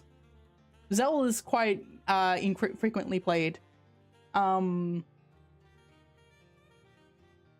think the most common is usually Squall. But excuse me for being a little rude here. That most Squalls. How is Barrett rated? Final Fantasy VII's never really lost its popularity. There's usually at least one active posting Barrett. Sometimes I would say that there's more at the moment though. If Tumblr RP is still like pretty active, which I think it is. Like Tumblr had a bit of a falling out, but I think a lot of people stuck around, and I think a lot of people, like, it still gets new blood every now and then. Maybe I will promote new blood now, but there is usually at least one of every single member of the Final Fantasy VII cast active at any given time. I would say that there's multiple at the moment because activity actually is reflective of how recent an IP is. Need to do a Reese RP with him coming to terms with being a furrier fighting against accusations. Sure. Yeah, I'm sure that honestly, I feel like I've probably seen that at some point. It's always good, like, and see, this is the thing, is like, sometimes it's fun to just rehash things too. It's like, I think I did multiple of the same RP with different people because people would play it differently. You're probably going to have better luck with characters who are played less. And there are two reasons for this.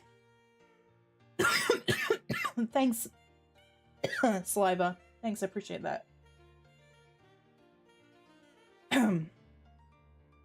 There are two reasons that you're going to have a better time with characters who are not main characters. Come on! Let me finish my sentence so I can finish the stream. One, these people are passionate. These people are dedicated. These people have seen this character who they really liked and went, I want to role play them. I want to give justice to this character. I want to play this character. So they've got this commitment to it. But you also have the second point of usually the reason that those characters are less played is because they have less screen time. You can do a bar graph of screen time versus amount of people role-playing a character, and it will usually be like pure correlation. There are exceptions to this because even though Squall was pretty commonly played, he was also, I generally saw him about equal to like Renoa and Cypher, but that was because the bad ones didn't last long and it was really easy to be a bad Squall. The same goes for a bad Cloud because it's very easy to approach both of those characters and go, oh, they're just, you know, like their initial presentation as a character, like they're standoffish, cool guys who don't give a fuck about anything and they're just cool all the time, just cool. And it's like, yeah, but where's the rest of it? There's no meat here. And it's like, when you're going into a hobby that's all about digging down and finding like the real meat of a character and like ripping them apart and pulling out all of their anxieties, their issues, their angst, making them miserable, tearing them to literal shreds, and then piecing them back together with like love and kisses, or like even just having them completely lose their fucking mind. If you don't know what's at the core of a character, you're not going to last very long. I want to see Cypher Chikara crossover.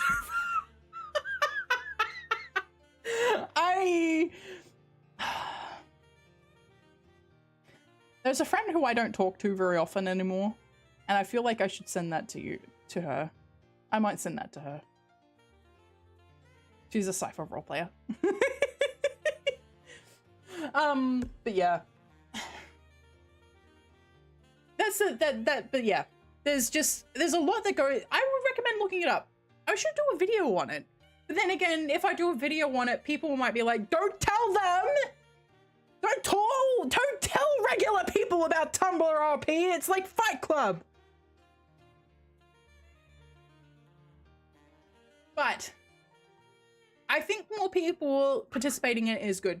The thing is, like, I don't know if they still call it this, but there's, like, crack is what people would call, like, being silly all the time, right? There is absolutely a market for being a crack blog, for only going in and doing, like, silly crossover stuff, or silly stuff, or, like, throwing water balloons and just being, like, goofy and doing goofy stuff. But most people who are in and gone and made a blog, done the commitment, actually sat down and tried to start doing the writing. They're very committed, and the crack ends up being like maybe 5 to 10% of everything that they post. I've actually had quite a few people who like started off with like, oh, I'll just make a joke blog, and then they ended up being super serious, and then they end up stuck with a really silly name as a result. But it's one of those things where it's like, even if you do go in for the sake of just being goofy and just having a good time, you may eventually just like sort of get sucked in. It's like a vortex of like actually starting to care. Because as soon as you start thinking about, how would this character react to this situation? How would this impact their relationships? How would this character resolve this conflict within their personality? And as soon as you start getting into into those weeds, it's hard to come back. It's like a drug. It's like a drug. It's good too. It's like it's free. it's a free drug. Everybody should do it. Everybody should do this free drug that you can get for free.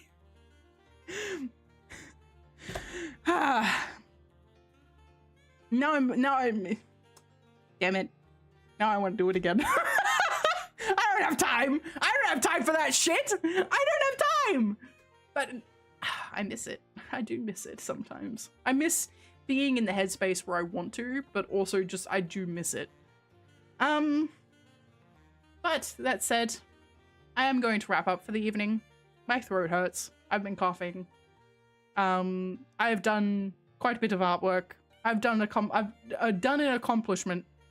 Thank you everybody so much for coming along. There's quite a few new faces today, which was really cool. I hope you guys have had a good time. I know it wasn't games today, though games will be back next week. But for now, that is my last stream of the week. I will be back soon, and with more debut stuff coming on my socials. So make sure that you are following me on wherever you get your regular social media fix. Twitter, Bsky, YouTube, Twitch, Tumblr. I don't post on my Tumblr, but I do have one. Throne. That's a joke. But it is there. The throne is there. I should add more stuff to that before the debut. I'll do it later. Yeah. And any updates, like whether or not I am skipping a stream or my schedule, all that sort of stuff, that's all posted there. But yeah, make sure that you have hit follow or subscribe, depending on what site you're watching from. And I will catch you all later. Have a good morning, evening, afternoon, or night, wherever you are. And remember to be kind to each other. Bye, everybody. Wrong one.